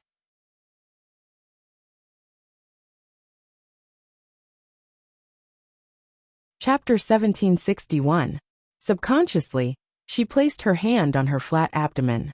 Tears gathered in her eyes, and after a while, tears rolled down her cheeks. She had already given up hope. She didn't expect God to give her such a big surprise. My wife. My good wife.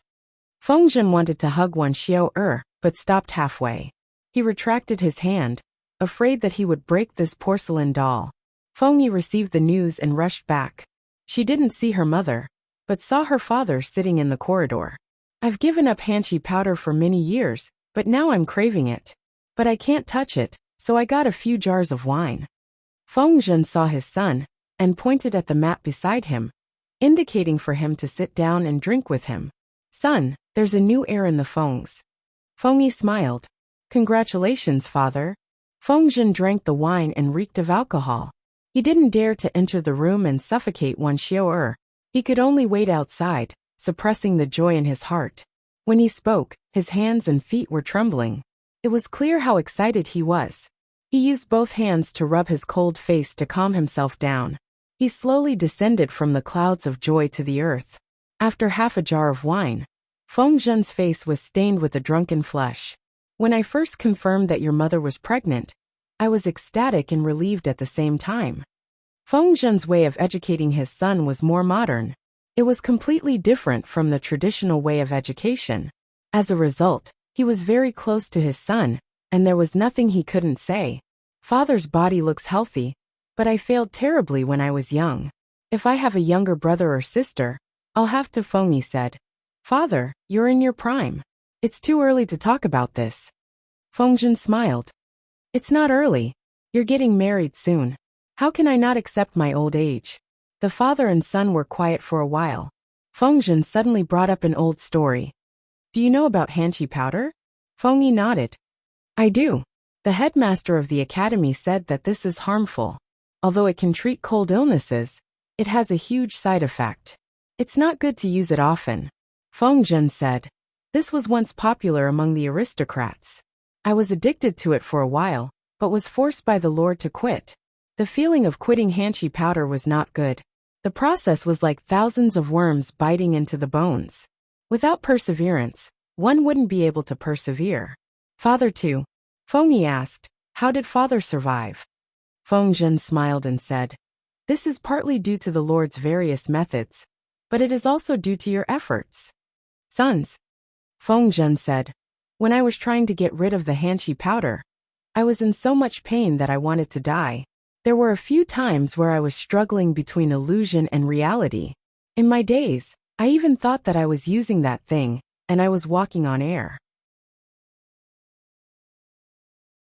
Until it seemed to be the butler's voice beside my ear that De Langjun had passed away. The first Langjun had passed away? Fengyi was surprised. Wasn't he the first Langjun of the Feng mansion? Fengjin said. I don't know how much time had passed, but the wonderful taste of the Hanqi powder slowly wore off. When I opened my eyes, I saw that the entire residence was decorated with white mourning clothes. There was a coffin in the mourning hall, and you were lying inside. The housekeeper said that first Langjun saw that I was unconscious after taking the Hanqi powder. He mistakenly thought that something had happened, and hurriedly went to look for me. However, he accidentally stepped on the green moss and slipped into the pond. After catching a cold, he passed away. That was the most crucial and painful time to abstain from Hanqi powder. Even with Jiang Pingji's help, Fengjin still couldn't bear it. He was in so much pain that he couldn't differentiate between reality and illusion. He mistook the hallucination of Fengyi's death as reality. When he successfully abstained from Hanqi powder, and his mind was clear, he then realized that his son was still alive and well. Fengyi said, isn't your son living well in front of you, father? Fengjin smiled and drank a mouthful of wine. He said, yes, in the blink of an eye. The skinny and weak little boy from back then is going to have a family and a career. Fengyi said, not only can father see your son settle down and start a career, but you also have to plan for your younger brother or sister's marriage in the future. How hard is it to plan? Look around and see which family's boy or girl is suitable, and learn from you to abduct one. Look, Fengjin didn't have to worry about Fengyi's marriage. The daughter-in-law he married was the best. This was called capability. He was more capable than his father. Fengyi smiled and said, what if it's the one who was abducted? Fengjin said, remember to support your sister. If anyone dares to bully her, just beat them up. Many years later, when he recalled this conversation, he was slapped in the face. Both of his faces were slapped swollen, whether it was his future daughter-in-law or his daughter-in-law's mother. Not to mention Fengyi. Even Fengjin didn't dare to say no in front of them. What a heartless world it is, hashtag as the saying goes. People are in high spirits when they encounter happy events. Fengjin was beaming with joy, and was in a good mood the whole day. Has Feng Longzi changed his mind? Suke teased. Fengjin's recent behavior was getting closer to his future in-law, Fengjin. He was as gentlemanly as he could be. Fengjin smiled and said, you're going to be a father. You should set a good example for your children. Suke said, isn't your wife still pregnant? It was too early to set a good example.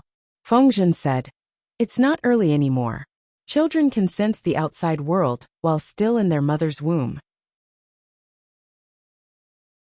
That's what Rongli taught them in the past. The results are excellent. Suke was speechless. He felt that Fengyi's current appearance had nothing to do with this biological father. It was all because of her desire to survive. Feng Zhen suddenly thought of something and asked Su Ke how old his son and daughter were. Su Ke was a smart person and immediately understood Feng Zhen's evil intentions. He smiled and closed any door that could be coveted, not even leaving a dog hole. Feng Zhen had a new hobby. When he caught someone he was familiar with, he would ask about their children in a roundabout way. In the end, Feng Zhen the good-looking dog had his eyes on the Fu Wang twins. If it was a girl, then he would kidnap the Fu Wang twins. If it was a boy, then he would kidnap the Fu Wang twins. If it was a boy and a girl, then he would kidnap both of them. It would be a good story. The difference of a few years was not a big deal. If Fu Wang knew what he was thinking, he would probably curse. Why was Feng Longzi so fixated on his own family? Just after the first month, a fleet of cars entered the city. Jiang Pingji was flamboyant, but she wasn't one who liked to do big things. She just came back to do something. There was no need for the people to line the streets to welcome her. It would seriously affect traffic and the daily lives of the people. Therefore, when she appeared with Wei Xiai and the others, everyone was dumbfounded. For example, Feng Zhen, who left early and got off work, was laughing and talking with Wan Xiu'er about what patterns to choose for the baby's clothes. Ahem. Who are you talking about? Feng Zhen's face turned pale. The person repeated, "My lord has summoned me urgently." My lord? Wasn't he in Nanxing? Feng Zhen hurriedly got up. In his haste, he almost stepped on the hem of his clothes.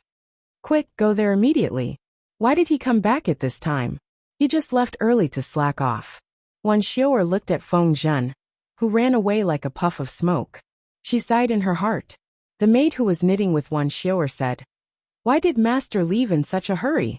Wan Xiu'er glared at her.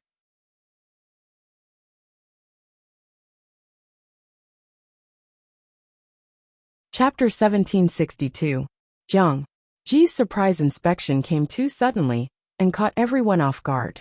Almost everyone asked 3 questions from the bottom of their hearts. Who am I? Where am I? What am I doing? Without a doubt, people like Feng Zhen, who came late and left early, complained incessantly. They wished they could step on Tunez's firestorm wheels, stick a pair of Lei Zhenzi's wings on their backs, and flip a godly sage's somersault cloud. Ji took the lead in front of him and destroyed the evidence of him coming late and leaving early. Unfortunately, they didn't have the ability to do so. His lord was a doer, so it was a tragedy. When Feng Zhen arrived and met his lord's half-smiling eyes, Feng Longzi had a strange feeling that he had nowhere to hide. He forced himself to smile awkwardly but politely, and shamelessly gave Jiang Qinghe a smile. Ji bowed and sat down stiffly. Feng Zhen looked calm on the surface, but he was panicking inside. He kept praying that his lord didn't notice him. Just as he was sweating anxiously, Su Ke's question temporarily solved the problem, making him feel like he had escaped from death. Why didn't anyone tell us in advance that our lord is coming back?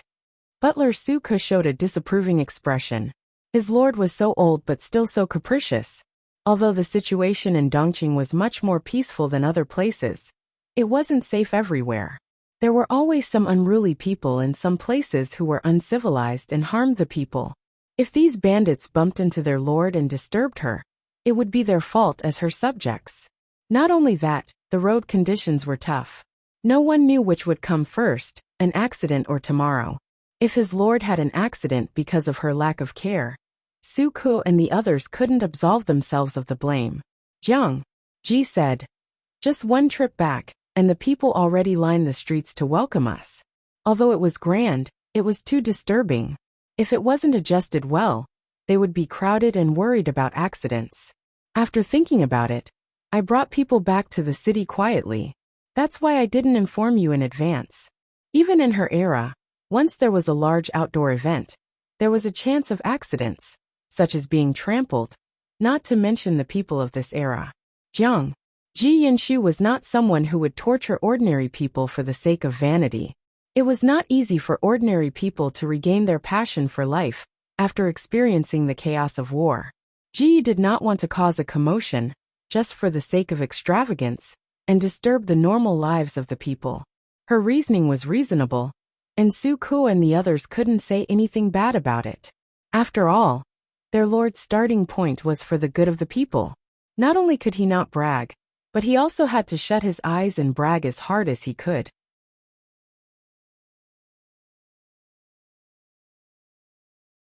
Suku and the rest had prepared everything before the new year, and now they could use it to complete their task. Ginger, Ji flipped through it casually and said, "There's nothing wrong with this set of rules, you can use it directly." The person in charge secretly heaved a sigh of relief. "But, Ginger," Ji added, and everyone's hearts that had just calmed down suddenly jumped up. She said, "There's no harm in using more formality to make the students acknowledge the Golden Scale Academy more, and to make the students who will be taking the graduation assessment more seriously." Everyone did not understand. Ginger, Ji said, "Rank the graduation assessment results, and the top 50 students will be rewarded." "Reward?" The chief butler who was in charge of finance frowned and asked, "How will they be rewarded? Be it the public treasury or the Lord's private treasury, they were not rich at the moment, and it was impossible to reward them generously. Moreover, the academy had more than this batch of students. They couldn't possibly reward them generously every year, right? There were 200 to 300 students in the main academy, but there were still more than 20 branches. How should they deal with this?" Suka hoped that his lord would be more clear-headed and stop squandering. She could not afford it anymore. "Ginger," Ji said in a low voice, "after enrolling, every student will receive a student token as proof of entering and leaving the Golden Scale Academy. The student's basic information will be recorded on it. Let's do it this way. The top students who graduate this time will receive a custom-made graduation token. The first 3 will be forged with silver, the 4th to the 50th will be forged with bronze, and the 50th and above will be forged with wood." The so-called graduation token was the graduation certificate, the proof that the students had completed their studies in the Golden Scale Academy. Although this thing was useless and worthless, it was an honor. In this era where honor and spirit were important, a small token could increase the sense of belonging a lot. After Suka heard this, he calculated the cost and secretly heaved a sigh of relief. The cost was not high. The most expensive was 3 silver tokens, and the size of the token could be discussed. However, Suka was probably happy too early. Ginger, Ji took the opportunity to mention the concept of graduation uniforms. "Well, to be honest, the cost of this uniform was much more expensive than any brand."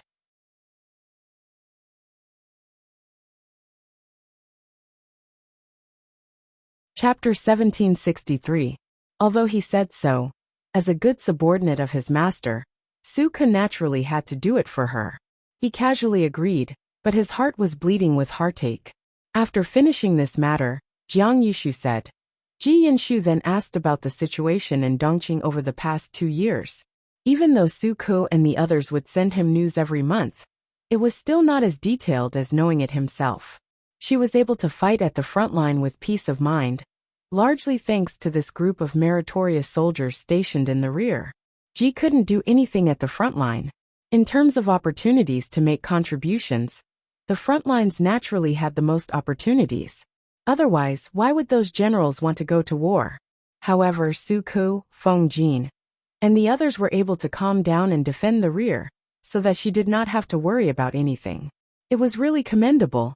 Ginger, as a mature master, Ji would naturally not neglect this group of people. Raising officials was like raising a house cat.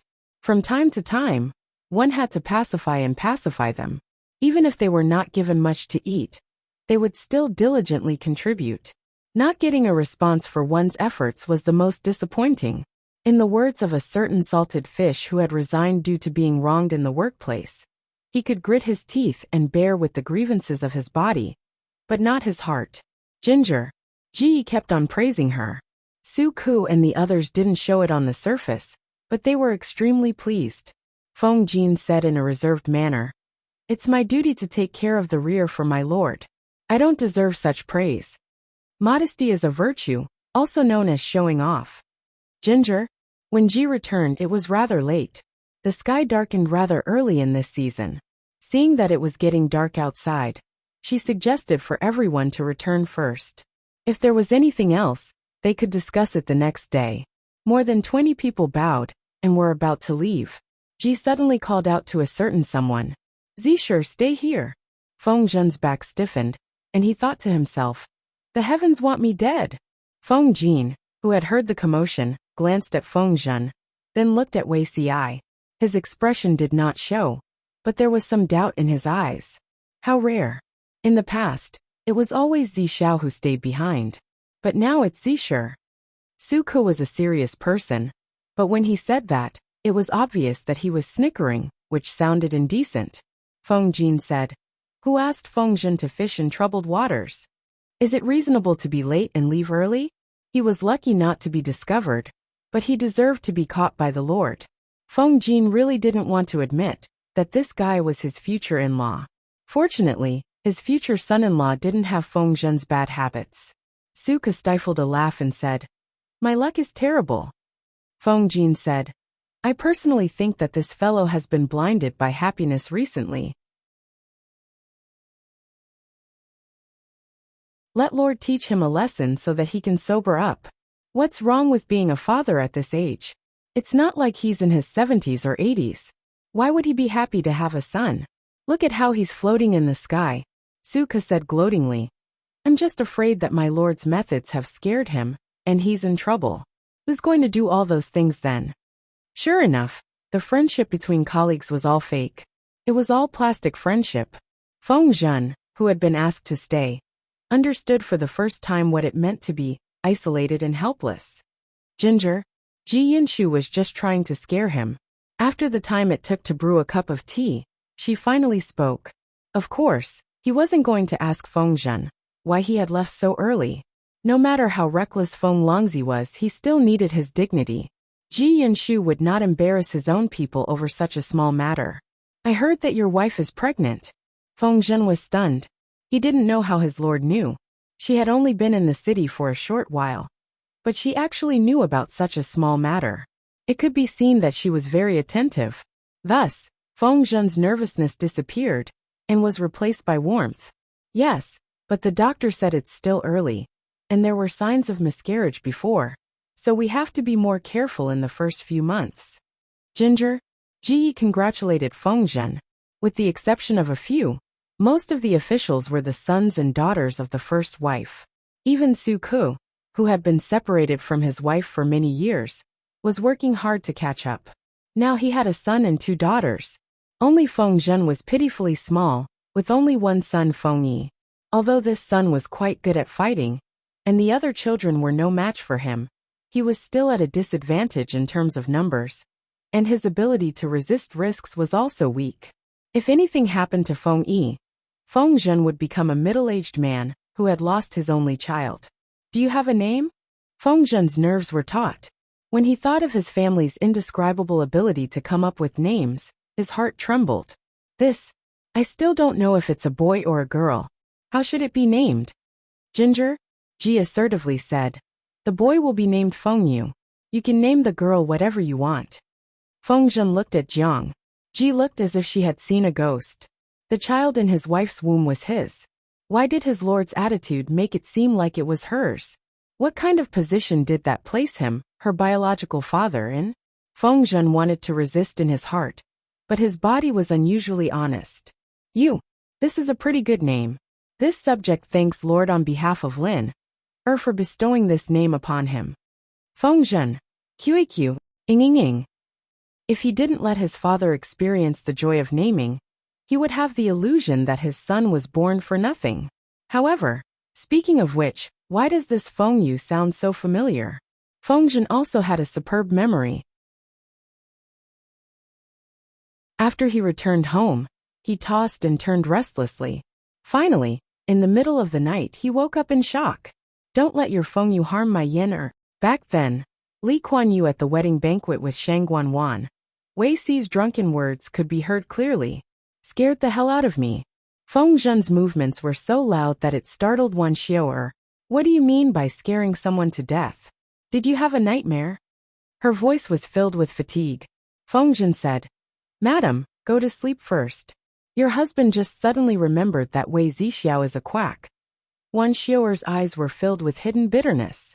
His beautiful wife was sleeping next to him, But this guy was dreaming of his colleague Wei Si in the middle of the night? Thinking of Wei Si's face, Wan Xiao sighed. All right to Feng Zhen. Wei Si's face was indeed quite lethal. Sleep. Feng Zhen murmured. That can't be. Did he know something back then? After a while, Feng Longzi's attention was focused on one point. Who is Yanner? Wan Xiao opened her eyes and looked at her husband quietly. I also want to know who Yanner is. Can't a pregnant woman sleep in the middle of the night? Feng Zhen wanted to say something but stopped himself. Sullenly, he lay down and covered her with the blanket. He reached out and tucked her in so that the cold air wouldn't flow in. Epsilon equals omega epsilon. Sigh. What if it really was a son? Feng Zhen thought about it and reached out to rub Wan Xiao's belly. He murmured, Feng Yu is Feng Yu. It's not bad if it's a son. Carrot. If that quack Wei Si's words were accurate, this child of his could marry the Empress concubine in the future. If that was really the case, he would be rich. Little did he know that Jiang Ji was thinking the same thing. Even Feng Yu from Zisher's family is here. Zixiao has to work hard to catch up. His lord's body temperature was so hot that it seemed like it could scald a person. In the darkness, Wei Si panted lightly. He felt rather helpless. Before saying this, could you not take out that little thing?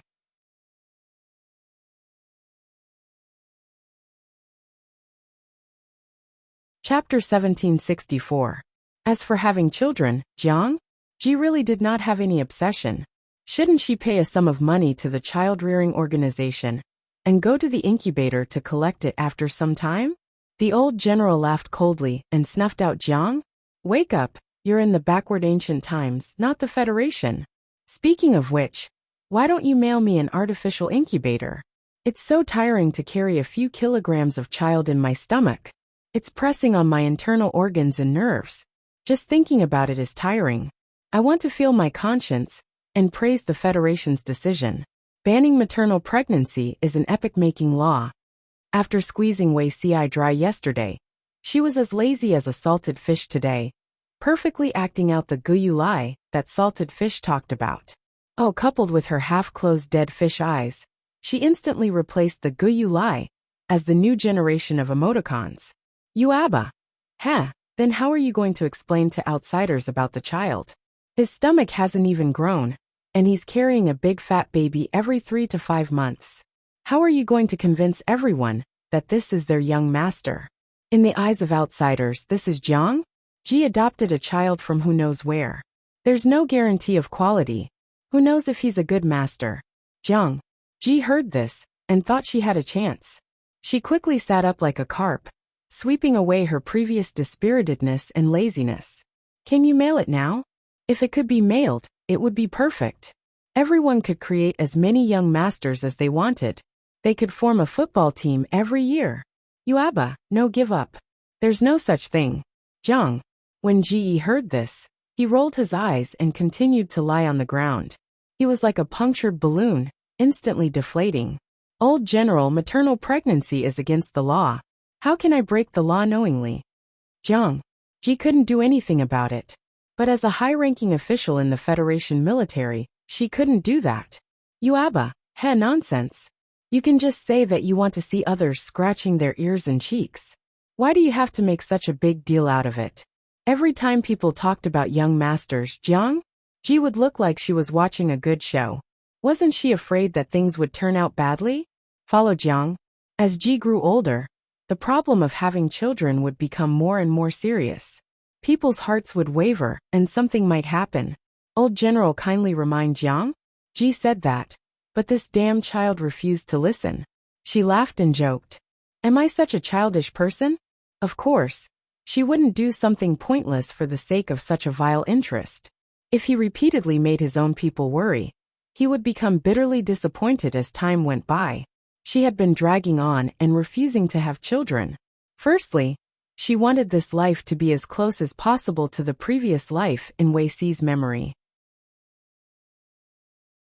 She wanted Feng Yu to be Feng Yu and Jiang Yan to be Jiang Yan, even though she knew that this was impossible. Even if the parents were the same and the embryos were conceived at the same time, it was impossible for them to be exactly the same, let alone at different times. He was afraid that apart from the name, everything else would be different. As a human of the Federation, deep down, Ji Yinshu did not have any feelings or obsession towards the bloodline of his children. If children were a form of comfort to Wei Ci, it did not matter whether he gave birth sooner or later. Apart from this, she had an even more important reason. Ginger, the body that Ji Yi was currently using, Lu Shi, was born into a landowning household. Even though she had no connection with the Lu family and had left the sect in her early years, she was still a member of the Lu family. Ginger, Ji Yinshu wanted to see when they could no longer sit still. If they could no longer sit still, she could take the opportunity to end things with the Lu family and restore her original name. Although a name was just a code, and it was common to change one's surname, it was still quite annoying to be called Lu Shi all day long. The traces left behind in the future also belonged to Lu Shi. All the rise and fall of glory and disgrace had nothing to do with Ginger. Ji had nothing to do with it. This was intolerable. Your Abba. TSK. I remember someone once said that official titles were worthless. Jiang. Ji laughed and said, nonsense. Isn't leaving a name in history to show off to the future generations? Otherwise, what's the point of living? Your Abba. Ha! A capricious woman. Jiang. Ji said, children are indeed troublesome. I don't even have the experience of raising a child, let alone giving birth. Your Abba. It's fine as long as your little man knows how to raise children. I don't think anyone expects you to teach children well. Jiang. Ji Yinshu was not a teacher. No matter how good a seedling was, it would be a waste in her hands. She might even mislead the children. I said that he's an adult. What little man and little man? Listening to it, she had the illusion that she was raising a wolf puppy. Your Abba. Ha! Do you need me to go through the definitions of adulthood and underage in the federal law? Jiang. Ji was speechless. She could not continue the topic. She wanted to continue lying in bed, but the chores outside would not give her the chance. I thought that a winner in life should be able to earn mountains of gold and silver without doing anything. Jiang.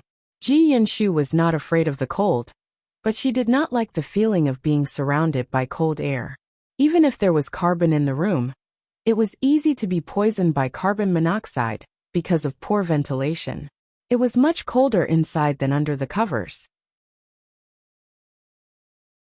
She muttered and complained. I'm already the most powerful feudal lord in the world, and I'm only one step away from becoming the emperor. Why do I have to worry about selling noodles to earn money from selling cabbage? I wake up earlier than chickens, sleep later than dogs, eat worse than pigs, and work more than donkeys.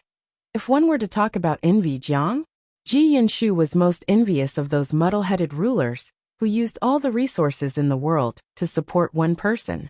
There were 3,000 beauties in the harem, and it would take 10 years to sleep with one of them in a day. Of course, this was purely the imagination of poor scholars.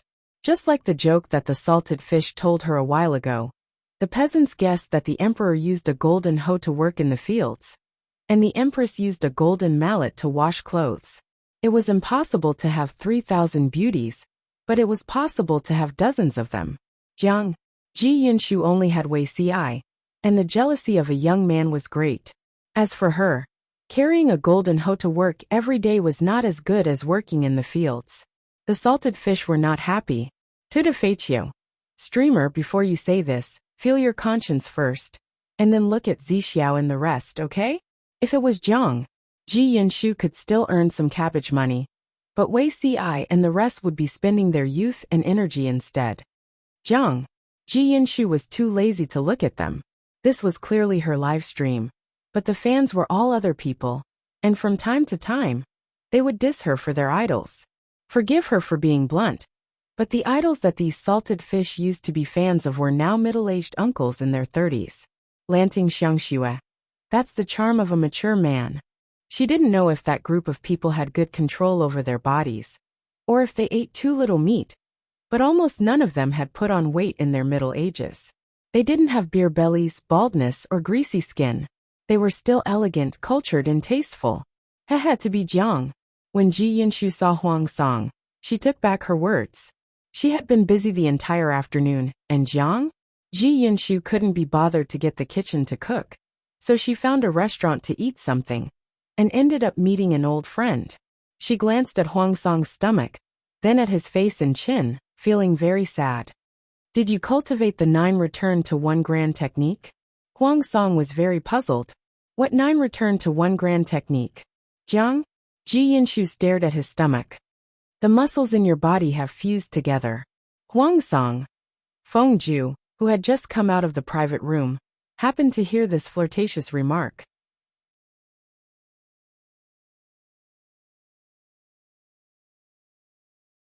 Chapter 1765. The plump Huang Song wasn't actually that fat. It was just that the management of his body had slackened, causing him to have a double chin, a bigger face, and a small belly.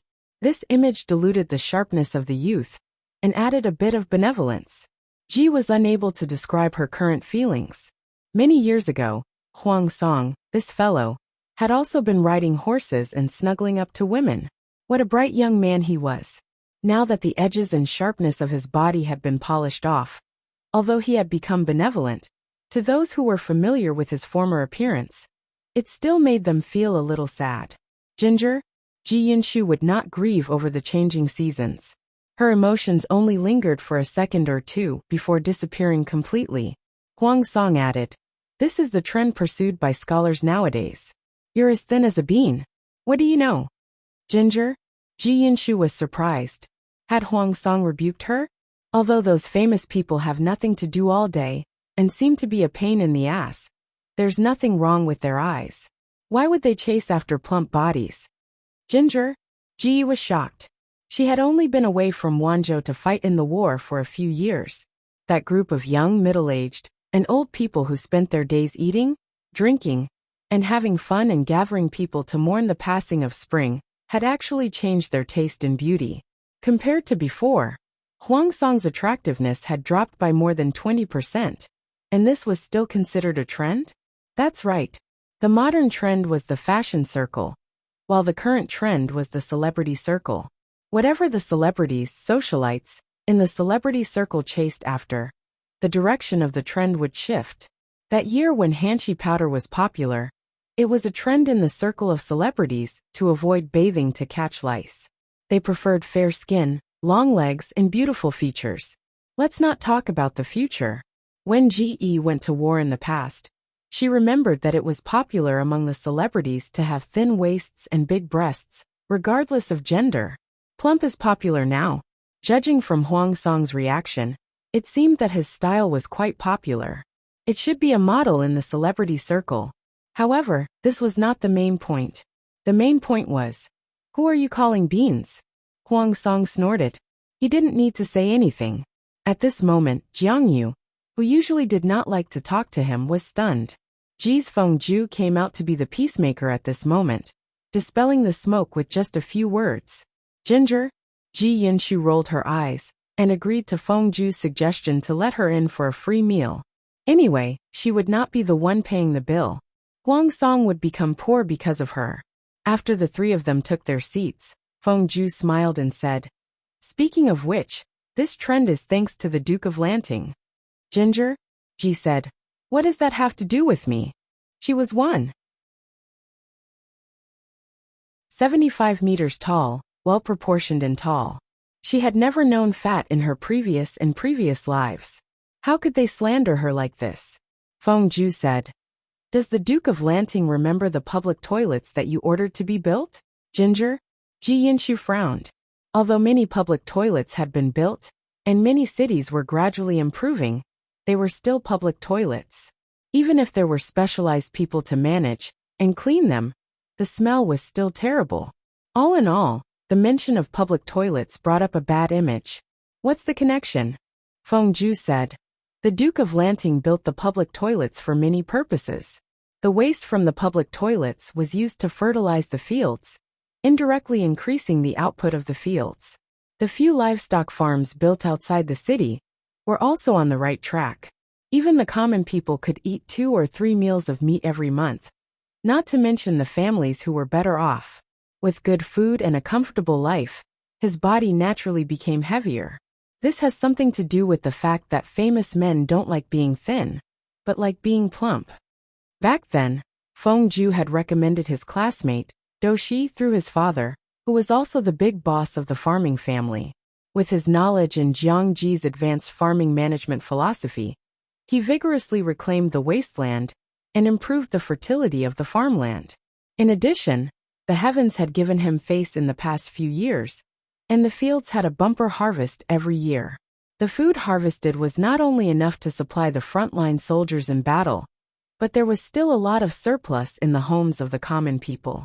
With better living conditions and better food and living conditions, wouldn't their bodies become fat? For the common people, being fat was not ugly. Instead, it was a symbol of wealth. It proved that there was plenty of surplus food in the house, and that the living conditions were good. Those celebrities who chased after a thin and morbidly thin body obviously had nothing better to do, and were tormenting themselves. Due to the influence of Wanzhou's culture, these idling famous men also changed their usual preferences, and there was a wave of plump people. Jiang Ji smiled and said, "In that case, this is indeed due to me. I'll accept it."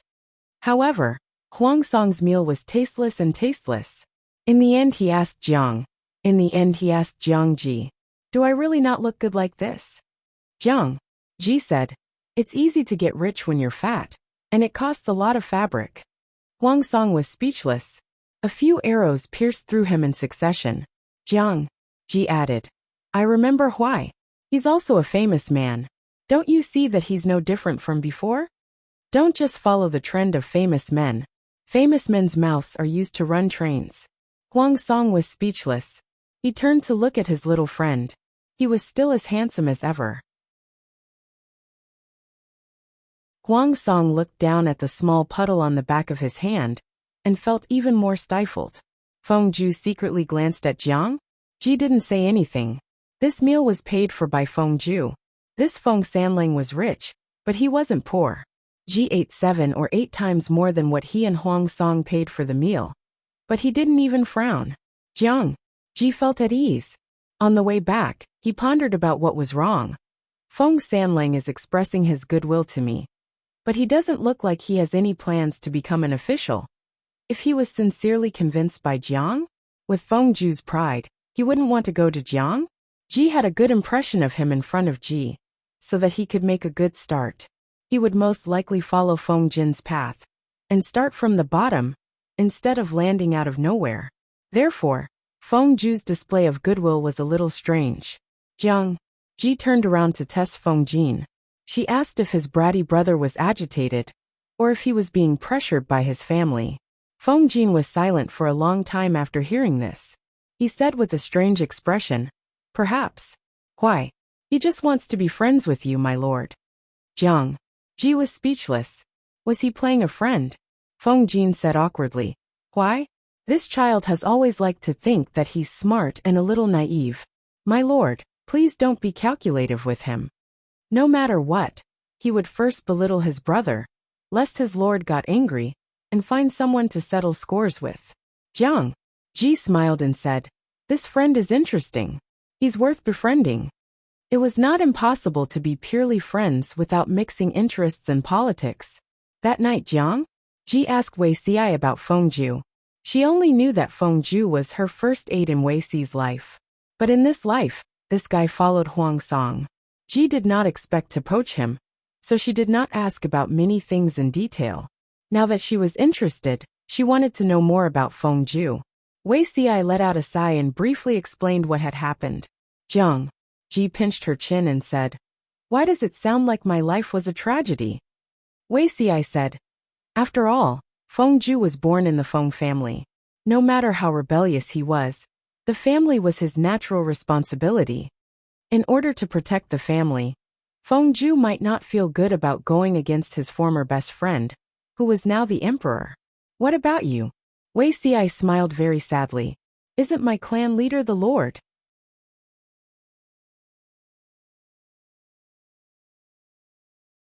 Chapter 1766. Ji looked at the middle-aged Huang Song, then turned to look at Zixiao.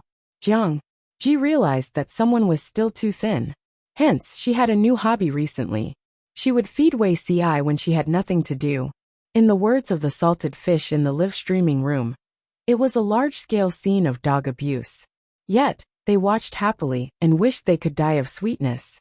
For example, the following scene. Is it sweet? Jiang? Ji stuffed a lemon-flavored lollipop into Wei Si's mouth when he wasn't paying attention. Wei Si had recently gotten used to the strange sweet food that his lord had gotten from somewhere. It looked strange but tasted very good. He was stunned for a while and was about to taste it carefully. He didn't expect someone to take the lollipop away and lean forward to kiss it. She smacked her lips and said, "It does taste quite sweet." Wei Si was speechless. His lord's various flirting methods were really unbearable. Wei Si was not used to it at first, but he calmed down after a few times. Jiang. Ji returned the lollipop to him and said with a smile, "It's a new flavor. I heard it's a limited edition Christmas." Although Wei Si was in his early 30s, he actually liked sweet food. However, the sugar-making technology in this era was very backward. Artificial sugar was mostly made from starch. The sweetness was not strong and impure. The finished product was not easy to preserve, and the production was very low. Even landowning households couldn't eat sweets as they pleased. For example, stone honey, a solid product made from sugar cane, was still a precious tribute during the Great Xia dynasty. Not many people had the right to enjoy it. Now the technology had improved a little, but the supply was still limited. Those who were not rich were not qualified to enjoy it. Jiang. The snacks that Ji took out were bought by the old chief. They were beautifully packaged and had a wide variety. Wei Si was not used to this kind of thing at first, but he deeply liked it after eating a few more pieces. Jiang. Ji was also happy to feed him. It sounds very precious. Wei Si did not ask where these things came from and deliberately ignored this point. His lord was special. There was no need to make a fuss if she had some inhuman means. Jiang. Ji said, "It's said that Christmas is a foreign festival. The products produced during the festival are produced and sold in limited quantities." Wei Si asked a question that came from the bottom of his heart. "Sell it better? No, sell it more expensive." Jiang. Ji Yinshu said, "It's just a gimmick. It's nothing more than making use of people's mentality of the rarer something is, the greater its value, to inflate the price of the item. It's still the same thing, just that it's being sold under a different name, and the packaging material is different." Wei Si was a little surprised when he heard that. He did not expect that there was such a business method. The merchant who came up with this method is indeed a genius. This seemed like a strategy used by strategists to plot against the human heart. Ginger? Ji laughed. Aren't businessmen supposed to earn the most money with the least cost? If you're not talented, how can you earn money? Wei Si said. But if that's the case, isn't it too unfair to the people who sold the goods? It is not advisable to disrupt the market price. Merchants made too much money. They could earn several years' worth of ordinary people's money just by reselling their goods. Wouldn't the people be jealous? At that time, every household would follow suit. Who would be willing to farm in peace? Without food production, the entire society would be in chaos, and there would be endless troubles. Wei Si knew that promoting commerce was beneficial to economic development, but he also had to restrain the merchants to prevent them from harming the country. If it's a healthy competition, it's fine. Ji said, "I have the intention to support the merchants, but I won't let them bite me when they grow too big. From the beginning, I have to set up complicated rules so that they are always under my control. The people's agricultural taxes should not be too high or too heavy, but tax is the foundation of a country. If the taxes related to agriculture are too little, it will naturally have to be made up from other places." Wei Si laughed. "My lord is indeed not willing to suffer losses." Jiang. Ji said, "Of course I'm not willing to suffer losses no matter what." She saw that Wei Si loved sweets so much, and an idea popped up in her mind. She could not always let the old chief buy on her behalf. Who knew what messy place he would go next time? And what would happen if there was no sugar? She might as well develop it herself and improve the current sugar production process. When Wei Si heard that his lord wanted to expand the scale of sugar cane cultivation, he suddenly had a déjà vu. My lord is only doing this because of CI. This is not appropriate. Jiang Ji laughed. Sugar should be a snack suitable for all ages. Not only do you like it, children like it even more. I like it too. The production of this thing is small, and not many people are qualified to enjoy it. If it can be produced on a large scale, the sales will definitely not be bad. Wei Ci said. But this thing is not a necessity. How can we waste precious arable land for it? Jiang Ji said, look at Wanzhou. Because the people's lives are rich, the circle of celebrities now has a trend of plentiful beauty. From this, the better the people's lives are, the more they need to enjoy life, not to eat and wear warm clothes. I'm doing this because I want to put it in the private treasury. After a few wars, the private treasury is so poor that even mice can't take a fancy to it. How are we going to raise children in the future? Even if the country had not yet been founded, everyone knew that Jiang Ji would definitely become the Empress. Once she became the Empress, she would be part of the royal family. In the past, the emperor's expenses were linked to the national treasury. Since Ji's debut, her private and public treasury had been independent. It would be the same in the future when the country was founded. The royal family would spend money on smuggling, and the national treasury would not be touched to prevent the emperor from being extravagant and causing chaos in the country. In this way, whether the royal family lived well would depend on whether the private treasury was plentiful. Jiang Ji naturally had to think of a way to get a stable income for the private treasury. She felt that promoting snacks was not bad. She could benefit the people's taste buds and earn some money. Jiang Ji analyzed for Wei Ci. You can't just look at the surface. You have to look deeper. The birth of a new industry will also create a large number of jobs, so that the idle people can settle down. With something to look forward to, they naturally won't think of creating trouble. Don't look at it as a small piece of candy. It can feed thousands of people. Zixiao, don't you think I'm right? I'm really not using my official position for personal gain. At most, she could get inspiration from him. While benefiting the people, she could also satisfy the little man's desire for good food. Wei Ci was speechless. He clearly knew that his lord had made up this excuse, but this person had the ability to make her words sound convincing. The so-called sugar in this era was mostly maltose, commonly known as maltose or marinated sugar. The other was maltose. Sugar was made from sugar cane, but it was very rare because sugar cane was precious, and the production was low. Only the nobles had the right to enjoy it. Jiang Ji had made this decision on a whim, but the people under her could only bitterly carry it out. There was no choice. They couldn't win against their lord.